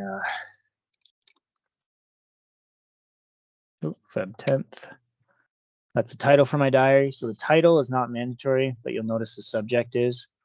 We're going to go through diaries later, so I'll just kind of click through this quickly. You just choose a diary or an item. This is mostly for filtering. It's not going to serve payment or anything like that. You can make multiple pay statements against multiple items under a diary that is linked to only one item. The thought is just it's a lot easier to search stuff when you've got 400 diaries and you know that you're looking for an issue related to a certain item. You can filter by the diary type, by the person who created it, by the date, and by the item to help you narrow things down quicker. You can also replace it if you ever want to, just with an easy click. Diary category here. So you see we have all the diary categories you're used to. We also have other.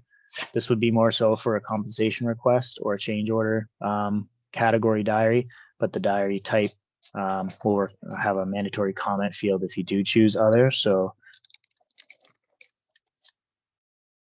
it's just a store window display. You can ignore this as far as a priority thing. That's just out of the box. Here's our labor, equipment, materials that you'll recognize. Our notes log, here's our case, our weather. We'll go over this stuff in a little bit, but here's the pay statements. So this little arrow, as anything in the system, you can click it open and have a whole window just to do your pay statement. You can insert as many lines as you want here.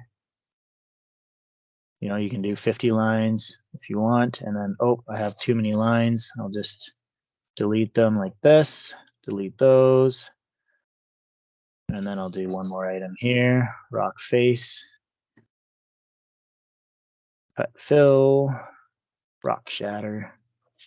Payment quantity, so there's 24 on the subcode, they only did 23. There's 30 on the subcode, they actually did 31. You can overrun subcodes. Overrun. And then you click done at the top, takes you back to just the record view, and you can submit this.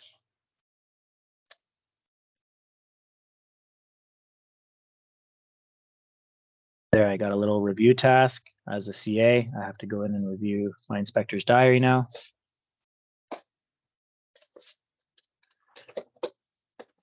So here I can see this. I can bring this over here. Okay, shatter, cut fill, and then the contractor called and said actually it was it was only 29, so I can overwrite this and just say 29. Add any attachments, click review. These two amounts will be ready for reconciliation now. We pop over to messages here. You can see there, I got a message because I had a diary sent to me.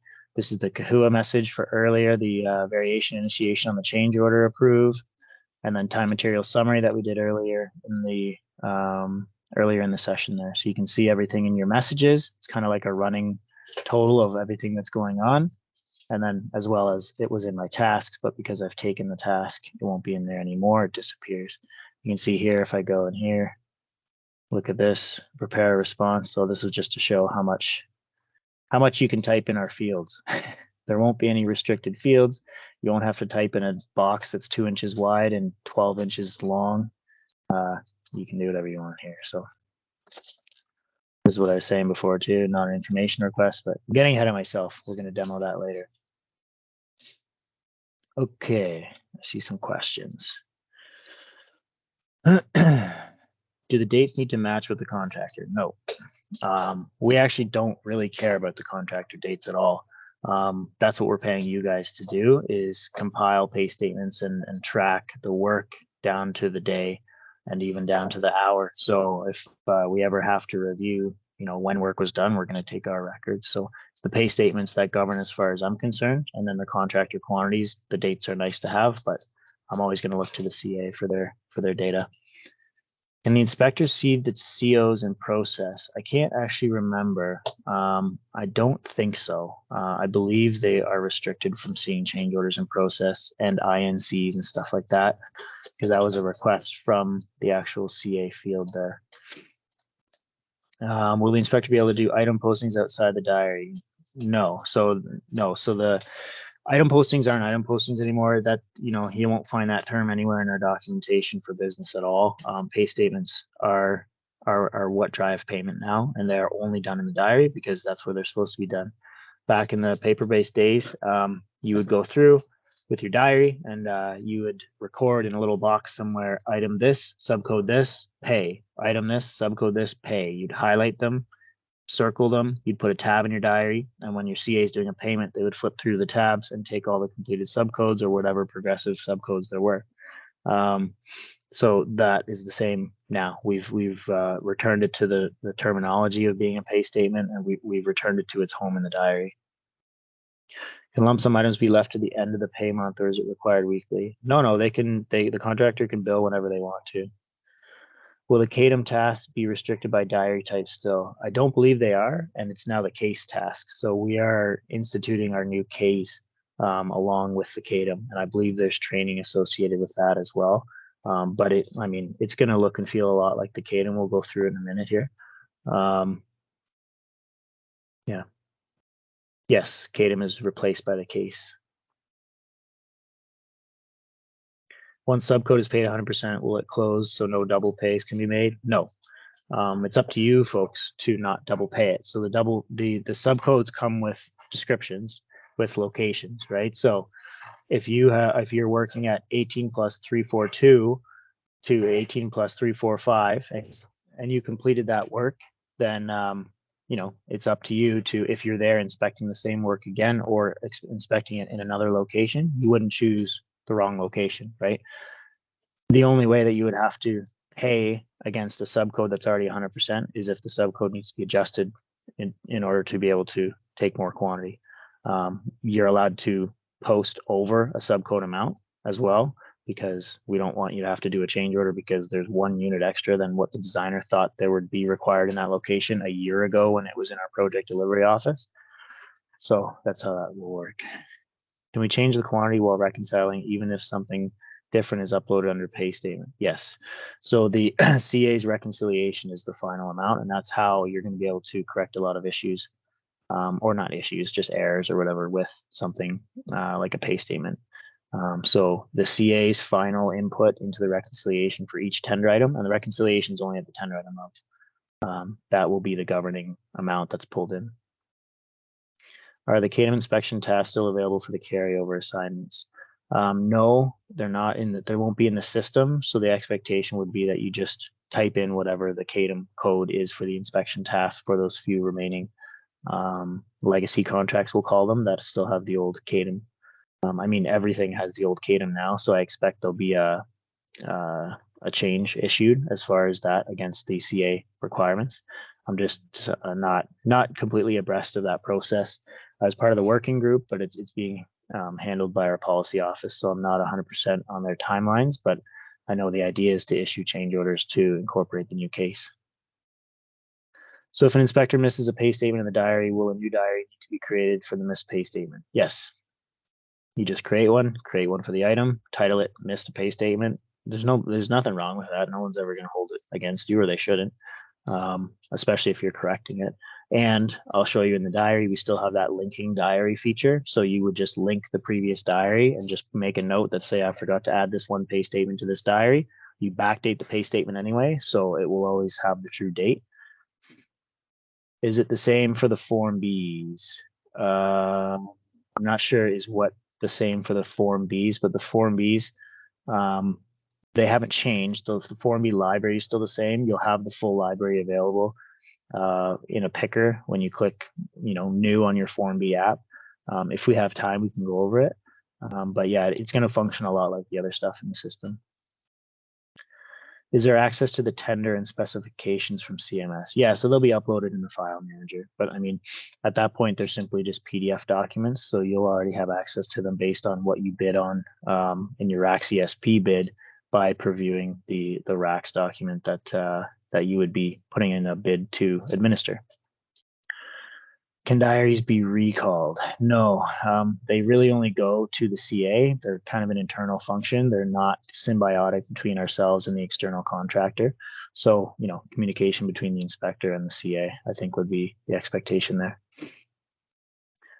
Rockface's PQP, you entered more than the subcode, which requires a CO. Would something like that get flagged for CO? No, I've mentioned before, we've removed a lot of frustrating validations and stops in the system because the contract service administrators, it's their job to know that, and they do know that, and they perform QA on a lot of the data that the CAs are producing as well.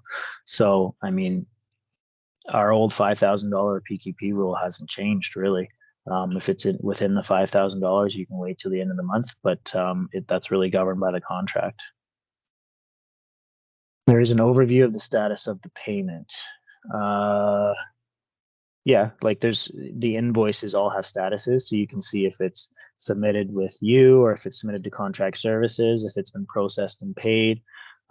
We have integrated it with PPS, so it's gonna automatically integrate through our data broker to the PPS, get paid, and then PPS will return a remittance piece of information back to the form, and you'll actually see a PPS code in the finalized invoice. Can you run a report, view a tender item that will show all payments for each subcode to date? Yeah, so that would be in the SOV breakdown, I believe. I haven't gotten a chance to play with it too much, but the SOV breakdown is the schedule of values breakdown, which is what Kahua calls our tender items list. So that's all of the tender items, their unit prices, and their quantities. That's what the change orders interact with. That's what OPAs interact with. So that's where you would find that. Where can you see what has been paid? So I think that was same answer. I hope you heard that, Jonathan. Same answer, the SOV.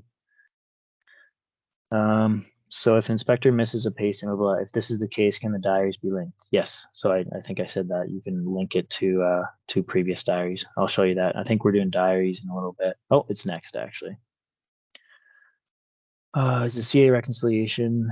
Oh, there's like a spreadsheet view of the payment. Yeah, that's again the schedule of value breakdown.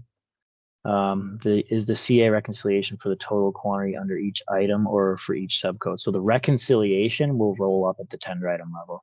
There are mechanisms in the form of hyperlinks and such that will inform all the diary records that are comprising a tender item's quantity in a reconciliation, so you can quickly go back and determine where the values are coming from that way.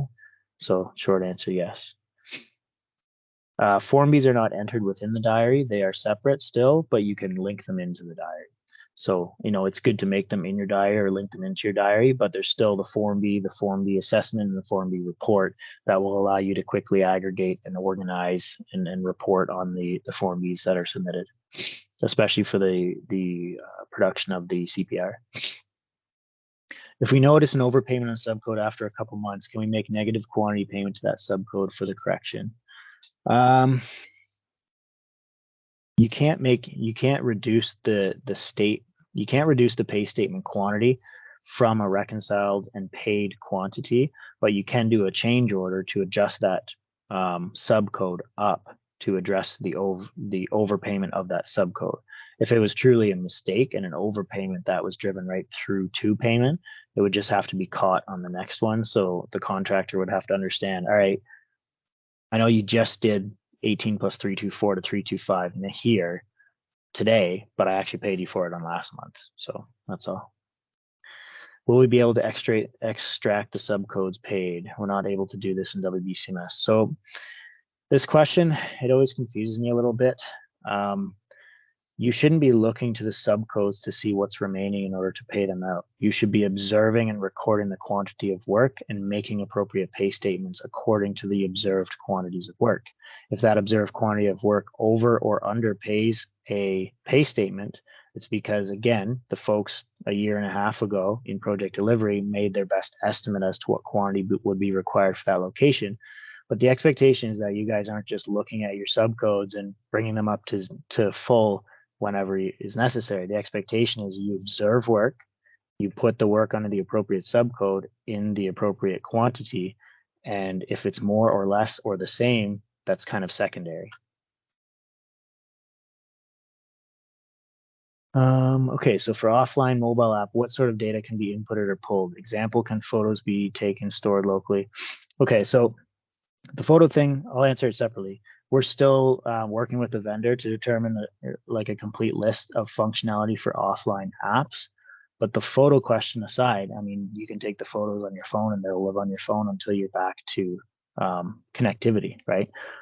So as long as you're taking the pictures and you're recording the data, I think you'll be good. Just don't delete the photos from your phone. What about the expenditure forecast? That's coming last. I'm going to talk to it a little bit here. We haven't launched it yet. It's finished and built, but we couldn't finalize it and do our testing in time. So I'll talk about the forecast app. It's going to be very intuitive. It's improved for sure. Is there a provision to send back the diaries to inspector for correction of certain entries? Can't recall. I think there is, but that would have answered another question as well. Let me see if there's any diary submitted here. I think the CA just makes the correction. Submitted. So here's a submitted one. Yeah, no, I can't send it back. I can just make corrections. You can also just put a comment in and say disregard this diary if the whole thing's completely garbage. But again, communication with the inspector. How is including in payments, penalties, bonus, adjustment, fuel index? Same way you always have, Gustavo, and with OPAs. A little change to the OPA fuel index and probably more changes coming. When you do an OPA fuel index now, you do it against each of the 23 items in the general conditions. You don't just do it lump sum. We need to be able to report on how much we're paying for each individual operation. When the fuel started going crazy here at the beginning of the year, we were being asked, hey, how much are we paying for fuel adjustments? And we didn't know. So we want to know. How will weighed material tickets be handled within the new system? So material weight tickets, I'm going to go over that, I believe, as well. But it'll be the material weight ticket suite. You input the few pieces of data and then upload a photo. That summary will roll up to be a pay statement in the diary. All right. So diaries, you guys were getting ahead of me there. Okay, diaries no longer have to be assigned. Any users with permissions to create a new diary can simply select the category from the dropdown, and diaries no longer have a timeout. So I'm hoping that's very popular. The CA will get a notification reminder if they haven't closed a diary within 72 hours. The expectation is that all diaries are reviewed and closed by the CA, but particularly if there's a pay statement in there and it's not reviewed by the CA, it won't be pulled into a reconciliation. So the title's not required. I already went over this stuff a little bit. We can just breeze through a little bit here. You have the option of linking to either a tender item, a change order, or a CR. CR and change order would be for time and material work as part of the change order diary or change order manual. Certain diary categories will open up different fields. So like the concrete, the bituminous section, the traffic will open up, specific sections. So instead of having different diary apps, we've got it all in one diary and it's just dynamic based on the selections you choose. The bituminous section, we've actually intaken the entire bituminous road inspector's daily report. So that big old PHCC form, I think it's from like the 90s or something, but still useful today.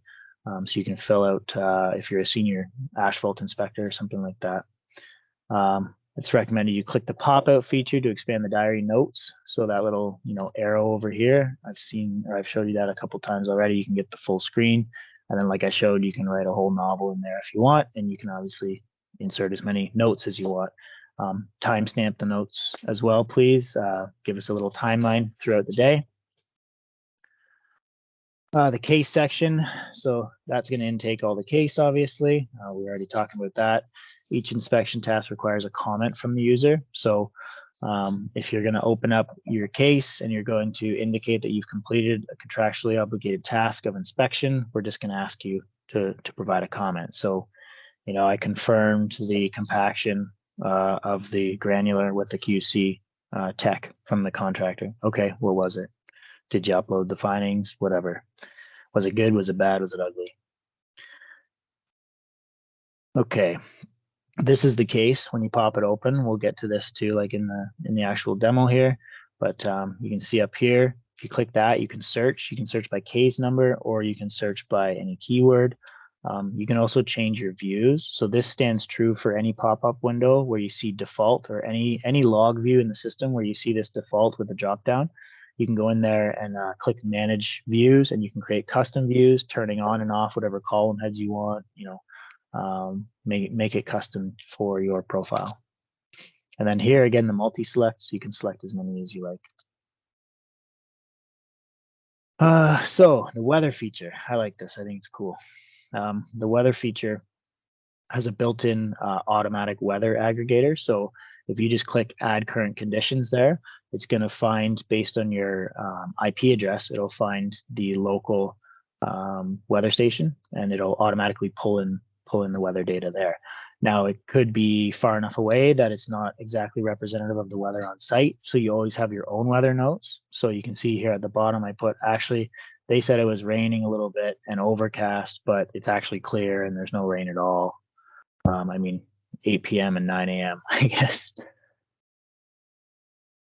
Reference information allows for the linking of Form Bs. So we were talking about this before. So this is where you link in your Form Bs, your daily work records, your diaries, your compensation requests, particularly if you indicated at the top of the diary field that you are creating a diary for the purpose of a compensation request inspection or the CR work inspection.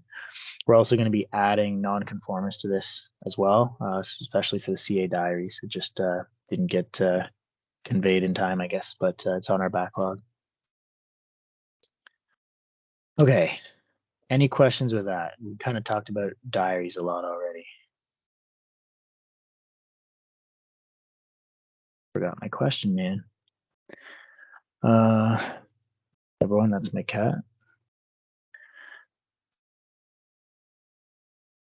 Is there a section for submittals review like asphalt concrete? Like in the submittals app, the entire submittals app is designed to receive submissions and comment on them and then provide disposition in return to the service provider submitting it. So yes, for all submittal items, regardless of asphalt or concrete. If you're talking about submittals and related to asphalt in relation to asphalt and concrete mixed designs, then yes as well. We have a mixed designs app for those, for the contractor to input them. Will CMS timeout on our desktops? Yes. So the 20-minute timeout window is not a choice or a decision of ours at all. It's an OPS-wide mandatory thing for all basically IT solutions. And we don't have any control over it, unfortunately. Does the system calculate the anticipated expenditure? So I'll answer that. We're going to get to the forecast in a little bit here. It doesn't calculate the anticipated expenditure because anticipated expenditure is only known by the user. It's not an active in-flight commercial mechanism yet, but the system will be able to do some interesting things with the forecast. So will the system default the time to whenever the note was entered if you don't enter a time? Yes. So that's why when I was making my little thing here, I was doing it at 8 o'clock at night. And then for this one, I changed it to 9 in the morning. So this will automatically intake the time, but you can change the actual time of your weather observation as well as your notes log. Does it tell us how far away the weather station is? It tells you the postal code for where it's taking it from. So it gives an area, basically like a general area. You can see the postal code right there. Can CA push back to the diaries to inspector? No, that was already asked. The CA can correct it, and if it's completely wrong, they just would note that it's to be disregarded, and the inspector would recreate it. What about subcontractor equipment labor information? Okay, so in the equipment list, you choose when you are uploading either a labor or an equipment piece of equipment. You're indicating at the equipment list and labor list level whether they are rented or owned and prime or sub.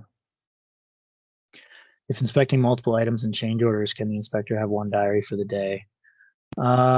It's not recommended, no. The expectation from a business requirement standpoint is that it's separate diary entries for each. It would be different pages in your diary. I wouldn't expect my inspector to inspect 3 different change order operations in one page. That'd be a mess.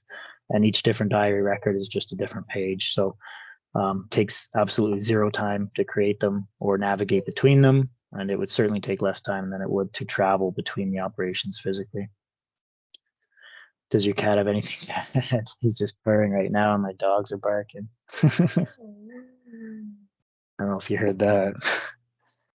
How is the tracking of QC and QA testing in diaries?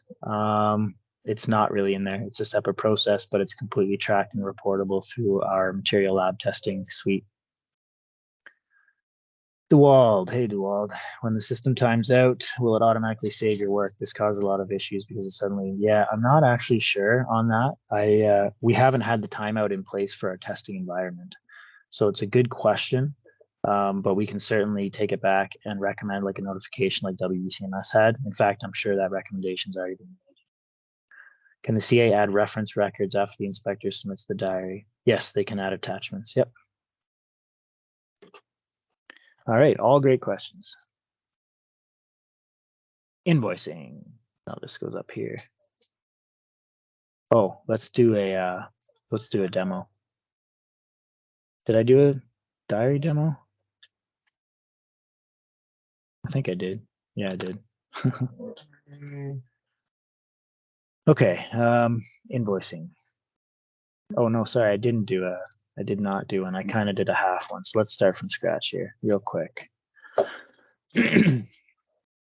So a new one here, subject. Let's do change order, and then I have to choose an active change order.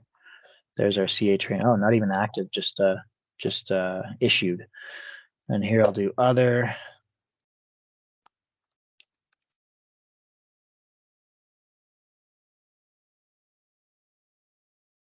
Labor here, labor, equipment, materials. I'll get down to the case.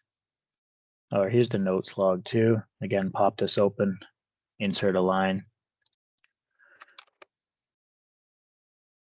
My typing skills. Gonna come all the way across. Link the case.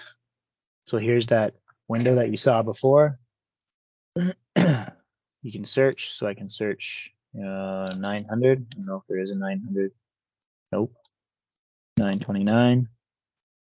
There's the 929s here. Administration, admin. So you can see what kind of activity type it is. You can filter by those. If I get rid of the search, I come back to default, manage views. Oh, I've never seen this before. So flashy.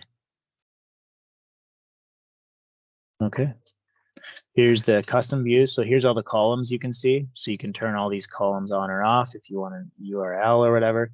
You can change the order that you sort them. So you can go by ascending or any way you want. It's got lots of options in here. You can add new indicators, filter things, apply the following filter. So activity number, then you can put an activity in. So if you wanted to set up a filter to say it was only for activity number whatever, you could, and you would just name it and call it activity number whatever. The pay statements we already talked about. We'll just talk about weather a little bit here. Go full screen. Here's the weather. So postal code L2R3M8. Just add current conditions. It pulls everything in. So 258. It's a little behind. Oh, that's the time that it was last done. I think it updates every 15 or 20 minutes. I can't remember. Maybe half an hour. Pressure. So wind, cloudy but not raining. And then I can say, you know, actually blue. There we go. By 3 o'clock p.m. It was pouring.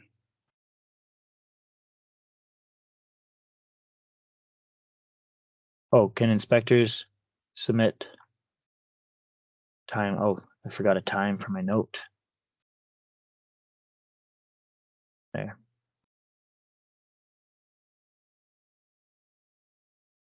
There, 11:20. I see a question about photos. Oh, there it is, in attachments. Sometimes it's called references, sometimes it's called attachments in here. There, upload my signature. I just set my signature up in the system today.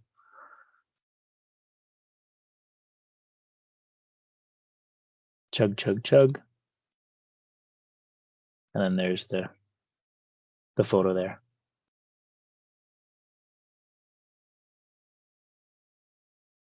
All right. Questions. Is CA daily diary required? So this isn't a system question. This is a CADM, RFQ, RFP question. So yes, daily diaries. Anytime the contractor is doing work, if the case prescribes an inspection level higher than 0, then you should be there creating a diary. Inspectors attach photos. I answered that one. Is there an option to check boxes within the case task to say whether it was completed, add comments, milestones? Yes, that's the whole point of the case. Absolutely. Yep. You can add comments, say what it was done or what was done. In fact, there's a mandatory comment for you now. So you have to comment on what was done. Does whether or not have winter maintenance tabs? No, this is a construction diary only. Operations division is not in here, so it won't be used for that. If you are working in the snow, which we all know we do, I would just not even pull in the automatic weather, and you can type in the comments, you know, bare and wet or blowing sideways, whatever it is. Is there a function to export all the diaries into one Excel file? No, not at this time. I'm not sure. There is reporting, but it doesn't get down to the detail level of each one. The system for that is keeping it in CMS. We have full access to it in CMS. We can report and drop anything we like. So the ministry does not have a need to export it. So the ministry didn't build an export. Is there a function? What is the pay statement for? It's for paying quantities against the tender items. Sorry? I saw that on diary. What's that? Should say. What about the diary? Sorry. When you put the diary, it says pay statement. Do I have to fill something there or not? Yeah, that's where you record the work that's been installed and accepted by you. So that's how you're going to drive payment. Yes, you can absolutely complete multiple CADM tasks in one diary. For sure. Yep. I mean, if you're doing a structural inspection, you'd want to have it all in one, right? You wouldn't have to review different diaries just to see what different tasks were done. And I don't want to review 5 structural diaries for one day. That's for sure. Unless it's from 5 different inspectors and it's a huge job. Okay, invoicing. So I did say that we're not showing the CA invoicing. This is more of a CA administering a construction contract training, but the CA stuff will be coming. This is just a quick overview. There's not much to show. Like I was saying before, you folks do all the driving for the invoice with your pay statements, your reconciliations, your OPAs, your change orders, your claim settlements, all that good stuff. So it's all kind of done in advance. The invoice itself is fully automated. It's generated by the contractor, submitted to us. One difference is it's not going to be validated with the forecast report. Contract services made a request, and I completely agree with it, to untangle those two dependencies. So a forecast report is still required to be submitted with the invoice. However, an invoice may be processed without a accepted forecast report, because prompt payment ties our hands a little bit in being able to take our time to accomplish an internal forecasting piece when the external contractor is requesting payment. It functions a lot like WBCMS does, like I said, with the cutoff dates. One difference is the from date is always editable by the contractor, so it's not going to append the new from date to the to date of the previous invoice, just like it won't for the reconciliation. We'll leave that control up to the user. It will also produce a full payment cover sheet with complete sections through A and D. So this is the top half. You have a lot of details in there. It shows you the service provider. It would fill out, the office and all that stuff if we had that filled out as an actual person in the system, but we just plugged in a name here and took a contract. Here you see section A. You're going to get a complete breakdown and detail of everything that's in there. You see that this period, previous and to date, that was a huge complaint with WBCMS from myself included. It wasn't calculating that properly, so this is going to calculate the way our actual PHCC form does. We gave them our PHCC, I think it's 851, maybe remembering wrong. There's a few different types, but we gave them that and said, do this, and, obviously with helping them. Section B here, you got your, well, B and C, you've got, same level of detail, looks great. Lots of detail there. Forecast report. So as I mentioned, oops. I don't know why those two rows are so close together. It's bothering me. So the forecast report is backlogged to be launched soon after go live. We're going to combine automated forecasts based on the change management suite. So someone was asking about forecasting and how that would work with anticipated future expenditures. So the forecast report is going to work threefold. It's going to first and foremost automatically generate forecasts out of the change management suite, and it will encompass all commercial activity on the contract. It's going to divide it into two different things, or three different things. It's going to consider change orders that are going up for DOA and other processes. We're really just talking about change orders and change proposals and compensation requests. So they've been submitted, they're going up through DOA, but they've not been had a final response given, or they haven't been issued yet, or change proposal we haven't accepted and issued a change order yet.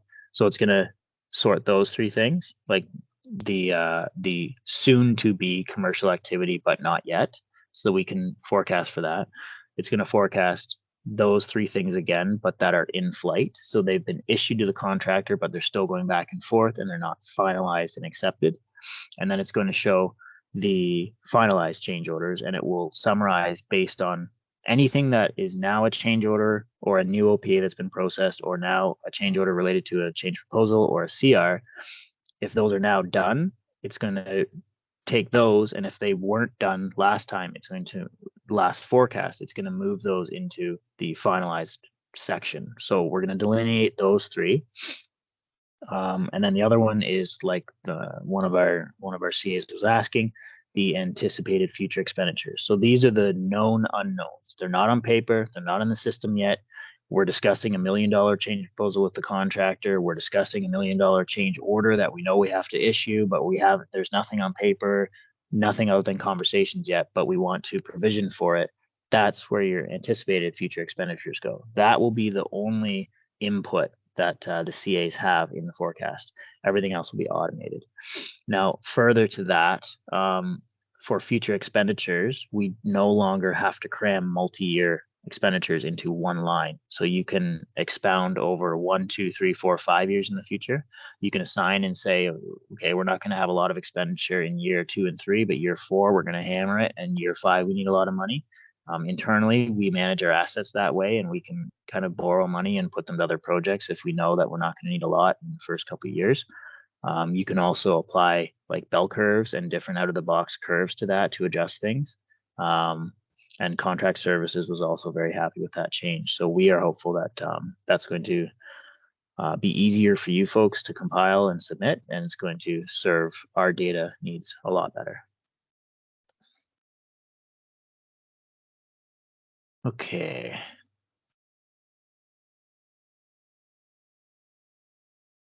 Just trying to find the last one. Oh, is there ever a requirement for real signatures to be used in CMS, or is like yeah, right. Yeah. So any workflow action taken in the system is going to be, it's going to equate to your signature. Particularly a lot of documents like change orders and compensation requests and COACs and stuff like that, it will actually affix your signature to it. And it'll say Darren Hanna signed this on this date. It'll give your signature, your actual name, and then if you ever click export to a PDF, it's going to look exactly like our PHCC file with the signature blocks in the bottom. When searching for diaries, trying to find something from weeks or months ago, can you keyword search wordings from the notes log? No, so you can't from the notes log, but you can from the title. And like I said before, you can also narrow down by either the tender item, the change order, or the compensation request linking, and then even further by the user, the date range of that user, and the diary type. So there's lots of ways to filter down, even on an extremely large volume contract. I think I'm hopeful that you'll be able to filter down pretty easily that way. And I also encourage folks to use the title in the diary and use it logically. I've seen so many CAs, no offense to anyone on the line, but they just regurgitate the date there instead of keywords that they can use to search later. We have the date, so that it'll say the title, the date and the title, right beside it says the date and the username. So I would encourage you to use the title effectively. Like for instance, you have three structures on your job with individual site numbers, and they're multiple concurrent operations on each of the three. Have each of your inspectors prefix with whatever their title is for every diary, the site number. Then immediately you can just filter down by site number, take 2/3 of the diaries out of it. Is the annual forecast report Excel file still required to upload with the invoice? I don't know if it was an annual forecast report. If it was, I'm not sure. I'm not aware of an annual forecast report, but the monthly forecast report is required to be submitted with the invoice, but no Excel is required. You should be, if you are tracking by Excel, you should be recording or transcribing that into the forecast app. Diaries from the last couple of weeks, how will they be inputted? Can this be uploaded as a PDF, or will we be required to re-input in the new system? I'll leave it up to the CSAs. I can tell you, like from a provincial standpoint, the desire would be that the information is copy and pasted in, but we know that we are putting out some folks with these active contracts in our migration period to the new system, and we want to accommodate that as much as possible. So just work that out with your CA, but I would encourage any diaries that are around something potentially contentious, or maybe an issue could arise, a quick copy paste would be appreciated. It doesn't have to be, you don't have to retype it in. You can just copy paste it all into one big notes log. In fact, your entire document of probably the 2 weeks would fit in one notes log. So just chat it out with your CSA. Will the additional forecasting reports from each region still be required to be submitted with the forecasting report generated by CMS? Again, without knowing the specific regional reports that are being asked of the CAs, I can't necessarily answer that. I can say that from a business perspective and a provincial standpoint, the forecasting report will serve all needs required by contract services, because contract services are the subject matter experts and the business owners of the forecast report. So we're doing exactly what they tell us to do. If they're asking you to do something additional to that, it's probably a regional preference, but I'm not sure. Is claim summary required with the invoice?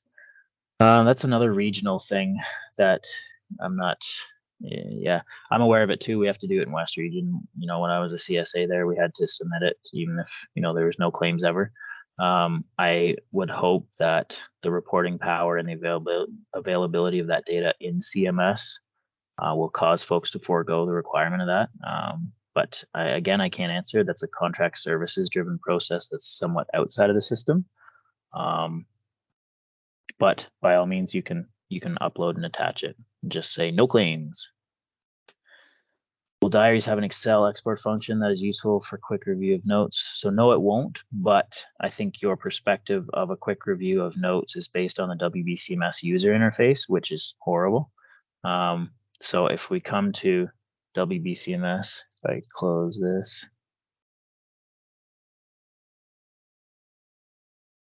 Uh-oh, hope I didn't crash it. There we go. Where am I here? Oh, I'm in tasks.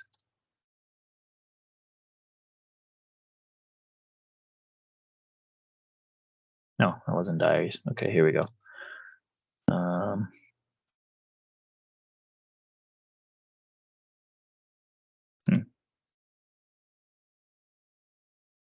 There we go. I guess it's only for closed diaries. You go up to view.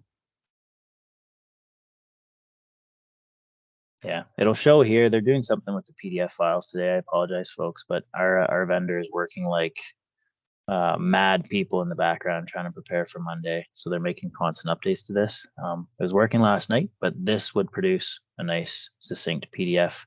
And that notes line that I put in a big long line would tumble down. Can only one diary be initiated for the timeout period and attached to all paper diaries?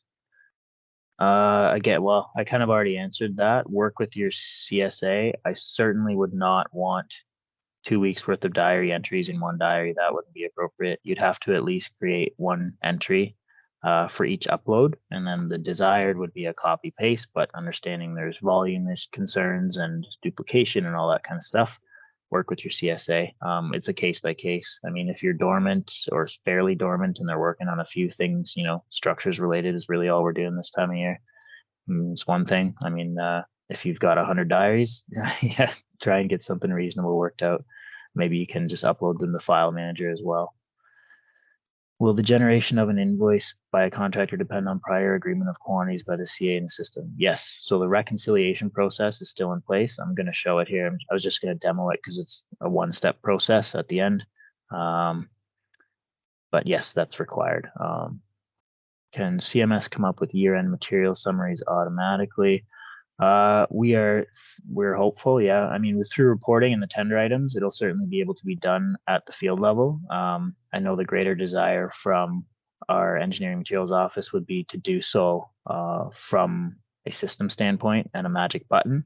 So that'll be something that we've got to look at in the future. But yes, as long as you understand what tender items each material summary is related to, you can quickly and easily compile that those Excel sheets that come out in November every year.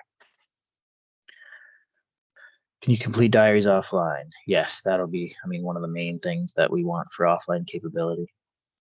Is there any change in the NCR process in WBCMS? We fixed it so that CAs can actually truly create them and send them to the contractor. Outside of that, the process remains the same.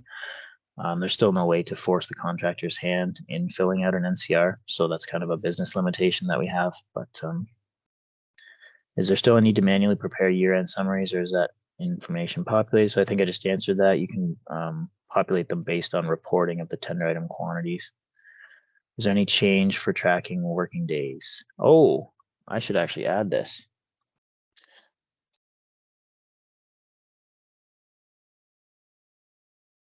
Okay, so there's no change to the tracking of statement of working days other than we have fixed the issue of the contractor binding up the process by not clicking accept. I can't remember exactly. I think they have 2 days to accept, and then it just becomes accepted. If they want to contest it, they can submit a compensation request, which is the proper business process anyway. It's inappropriate to bind a process based on your lack of understanding of our dispute resolution. So it's improved.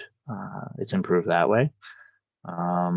And then also, this is more of a business change. It's not really a technical change, but our provincial office claims group and our audit office was looking for a way to better understand contract time for completion date contracts, because claims come in surrounding time, and you know, working days have a beautiful every single day. You get exactly what was done, the controlling operation, and that's great. But completion date, you're relying on the diaries, and if the inspector didn't record the controlling operation, you're kind of pooched as far as a claims reviewer. So the change is statement of working days are now required to be done on working day and completion date contracts. All you have to do is go in every day and input what the controlling operation was. I imagine it will reside in the diary, but that is a change to the tracking of working days. Can you enter more than one tender item in the subject of the diary? As many tender items have, no, you can't. And I realize it's a bit of a limitation. The idea would be you're picking the main item. So if you're working on excavation or backfilling for structures, you know, you would do backfilling of structures. You may have some other ancillary items that you're reviewing in the meantime and would even manifest as a pay statement in your diary.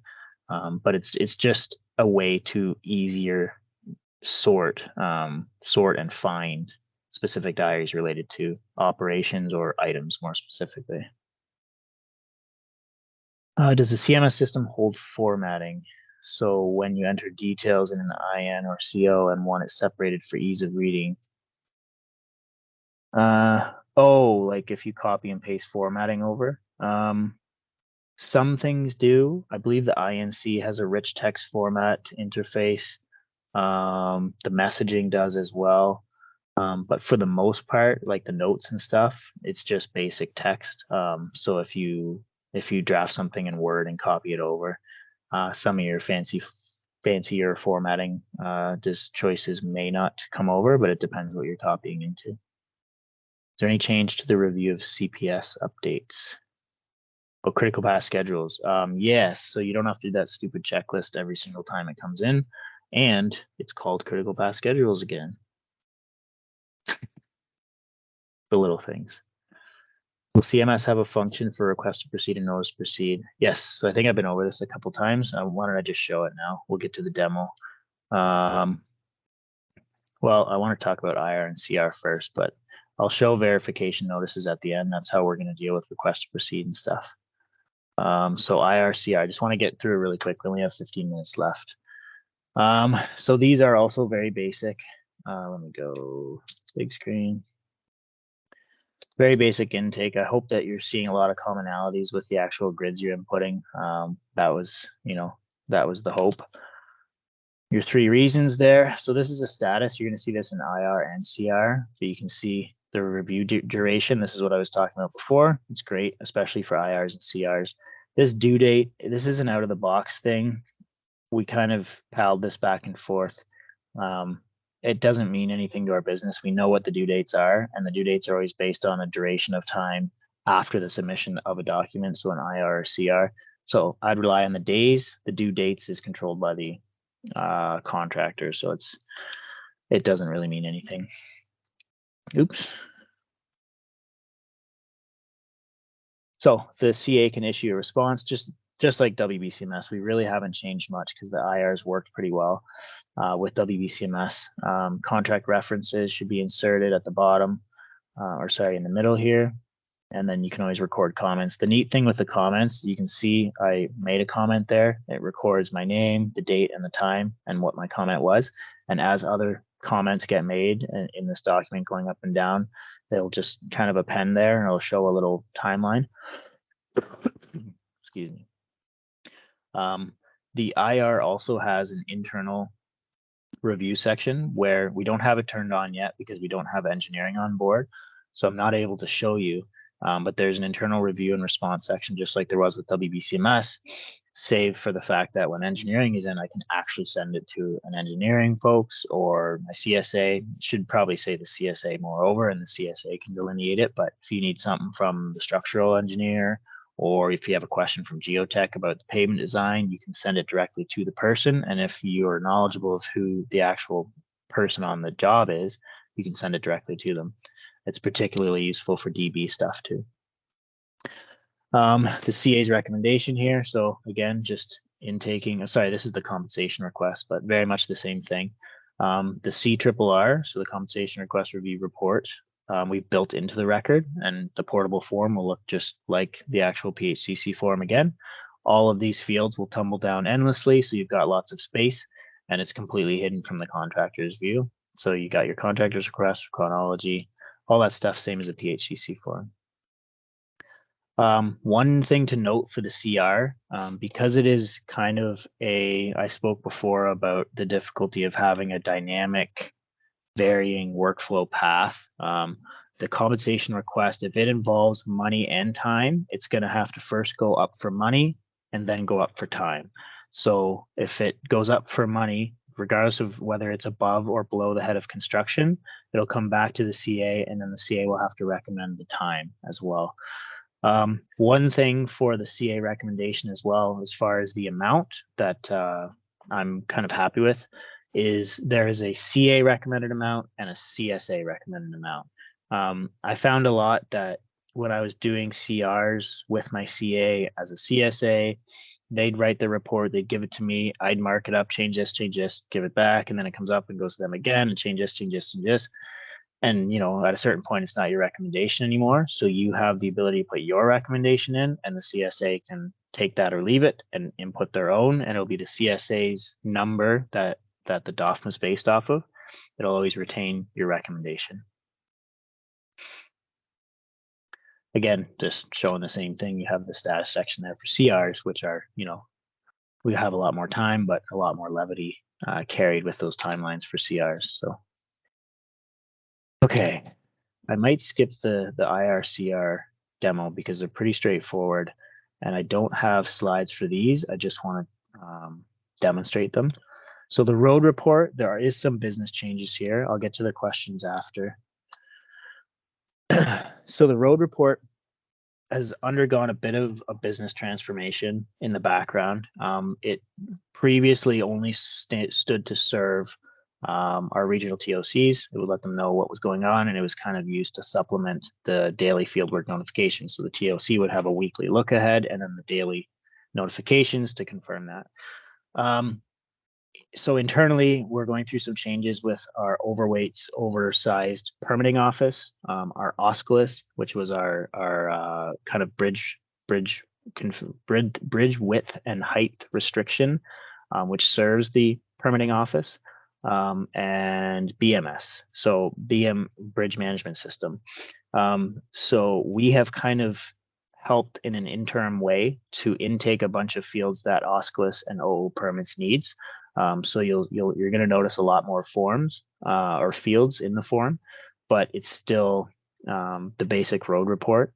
You just have to provide your OSCLIS information in there too, if it applies. If it doesn't apply, you just put NA through, and that's fine. All the timelines around the report are the same, so it's weekly. I believe every Thursday by noon it has to be in. But it's also for any configuration changes. So if you send one in on Thursday and on Friday the contractor flips to stage 2 and now it's the opposing lane that's restricted, you must send in a report right away, because carriers can be submitting requests for travel through our corridors. And if the OO permits office and the OSCLIS folks aren't aware of that stage flip, they may issue a permit to a carrier to take a wide load through a corridor that isn't wide enough. So just want to be sure of the timelines for that. One other thing is you're just gonna, and we'll have some training for this too, we'll have a user guide.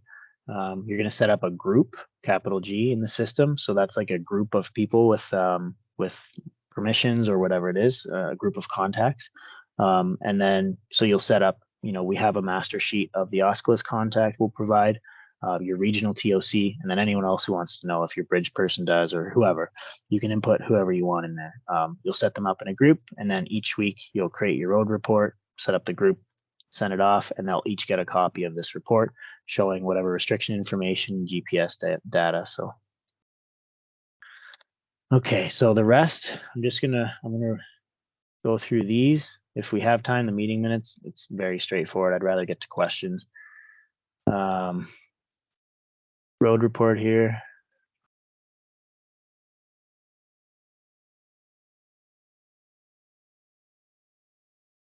You can see I've got some in here already. I'll click new. This contract will be auto-filled again. So distribution list, you'll notice it wasn't required anywhere else, but it is here. So where do I have? There it is. I already set up a group. So road report recipients group. So this will go to a number of people. I can add more people to that group too, just by clicking that. Here you have your region, west, location of work is here. There's just a bunch of information here. So your highway name is 6, direction of travel is that. Anywhere where you see drop downs, this was intentionally requested by the OO permits folks. They want quality of data. It's very important. They don't want interpretations of, you know, it's northwest southbound, or errors like spelling mistakes, anything like that can throw things off. So the name of the ramp, so west to north south ramp, direction of travel is westbound, or that would be eastbound. Structure ID, I'm just going to push through this here. GPS coordinates in your structure ID. Again, if it doesn't apply, either put not applicable or 0.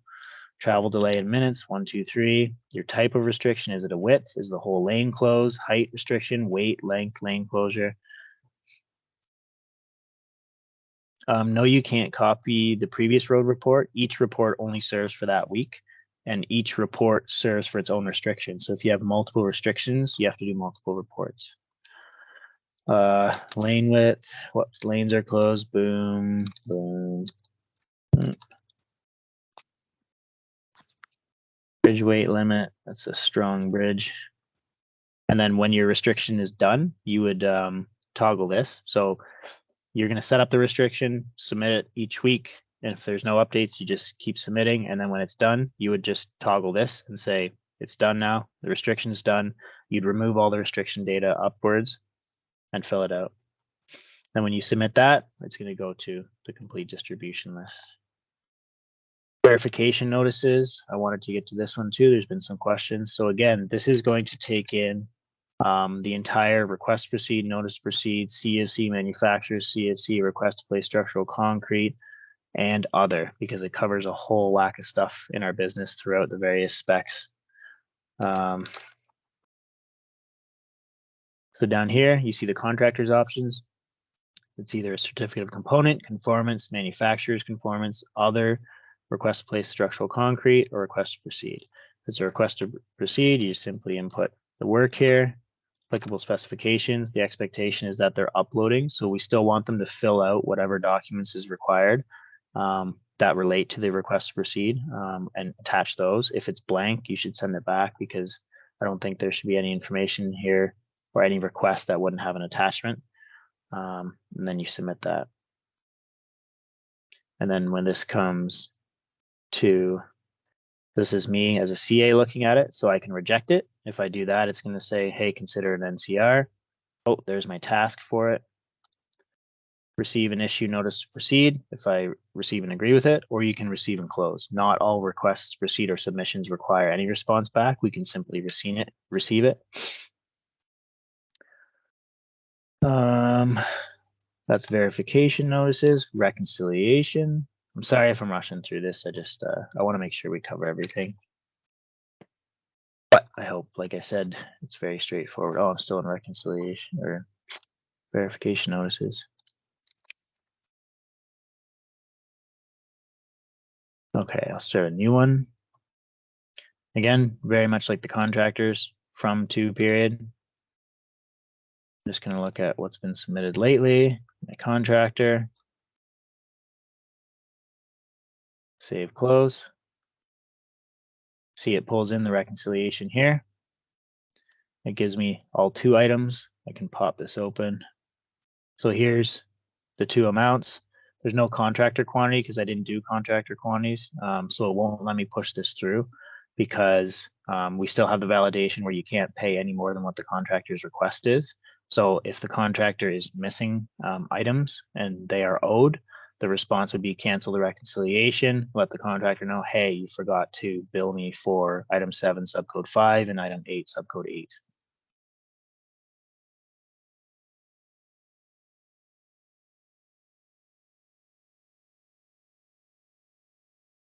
And then let's do questions. Got 5 minutes for questions. I see them stacking up here.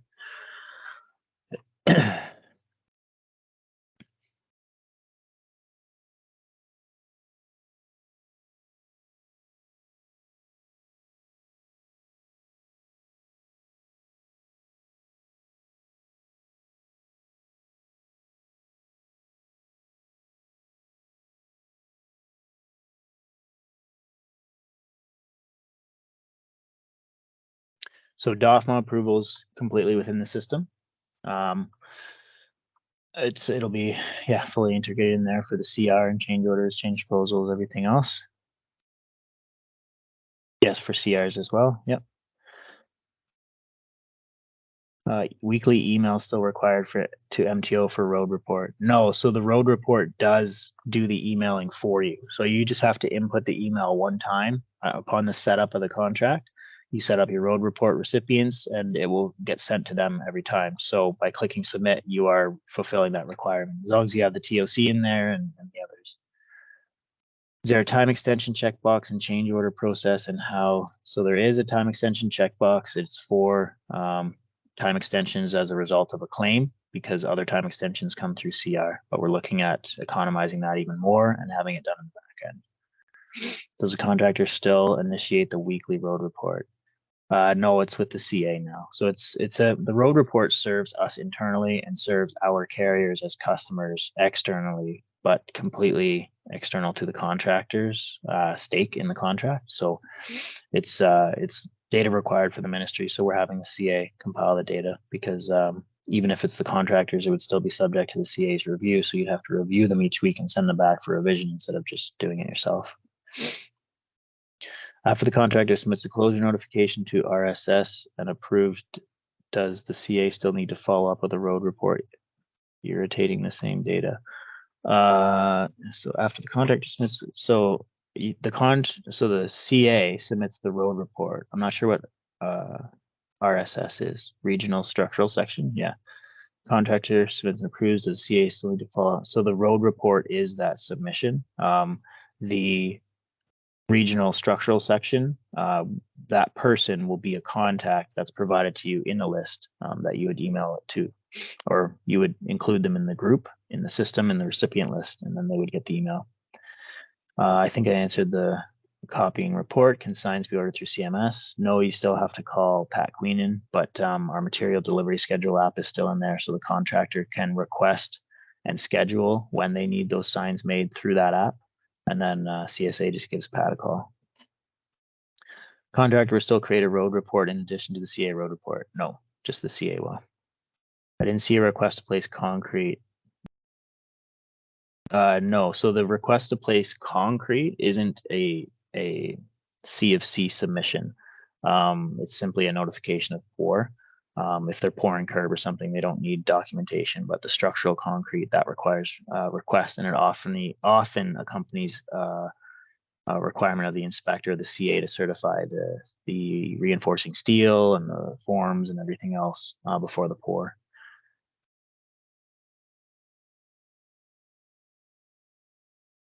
Oh, okay. So if Ray was asking about the notification of field work, yes, my apologies. The contractor absolutely still has to submit the field work notifications to the TOC. That is their onus.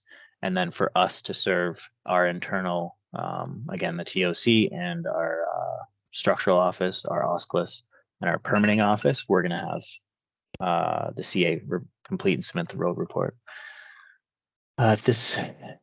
Are you going to show sample entry? We will, but it's not ready yet. So there's going to be a separate sampling session.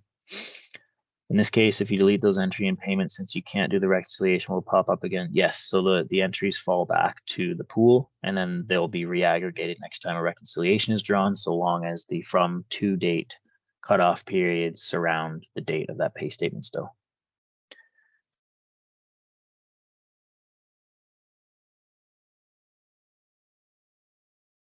Okay, I think we're at the end.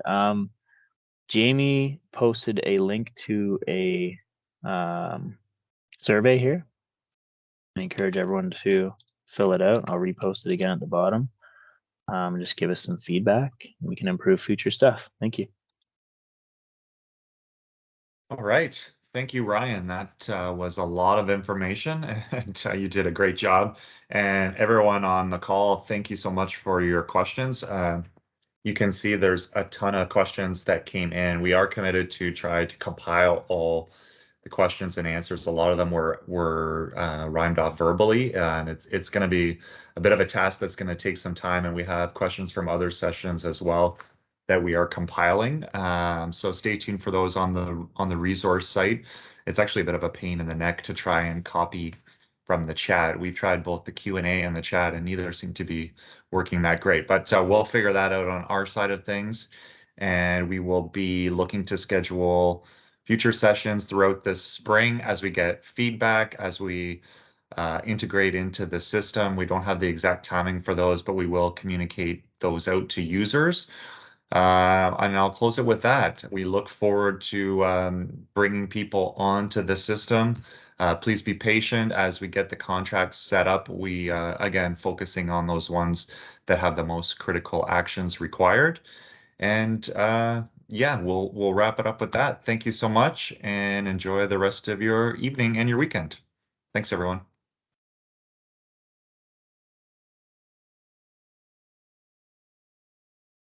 Thank you and great job.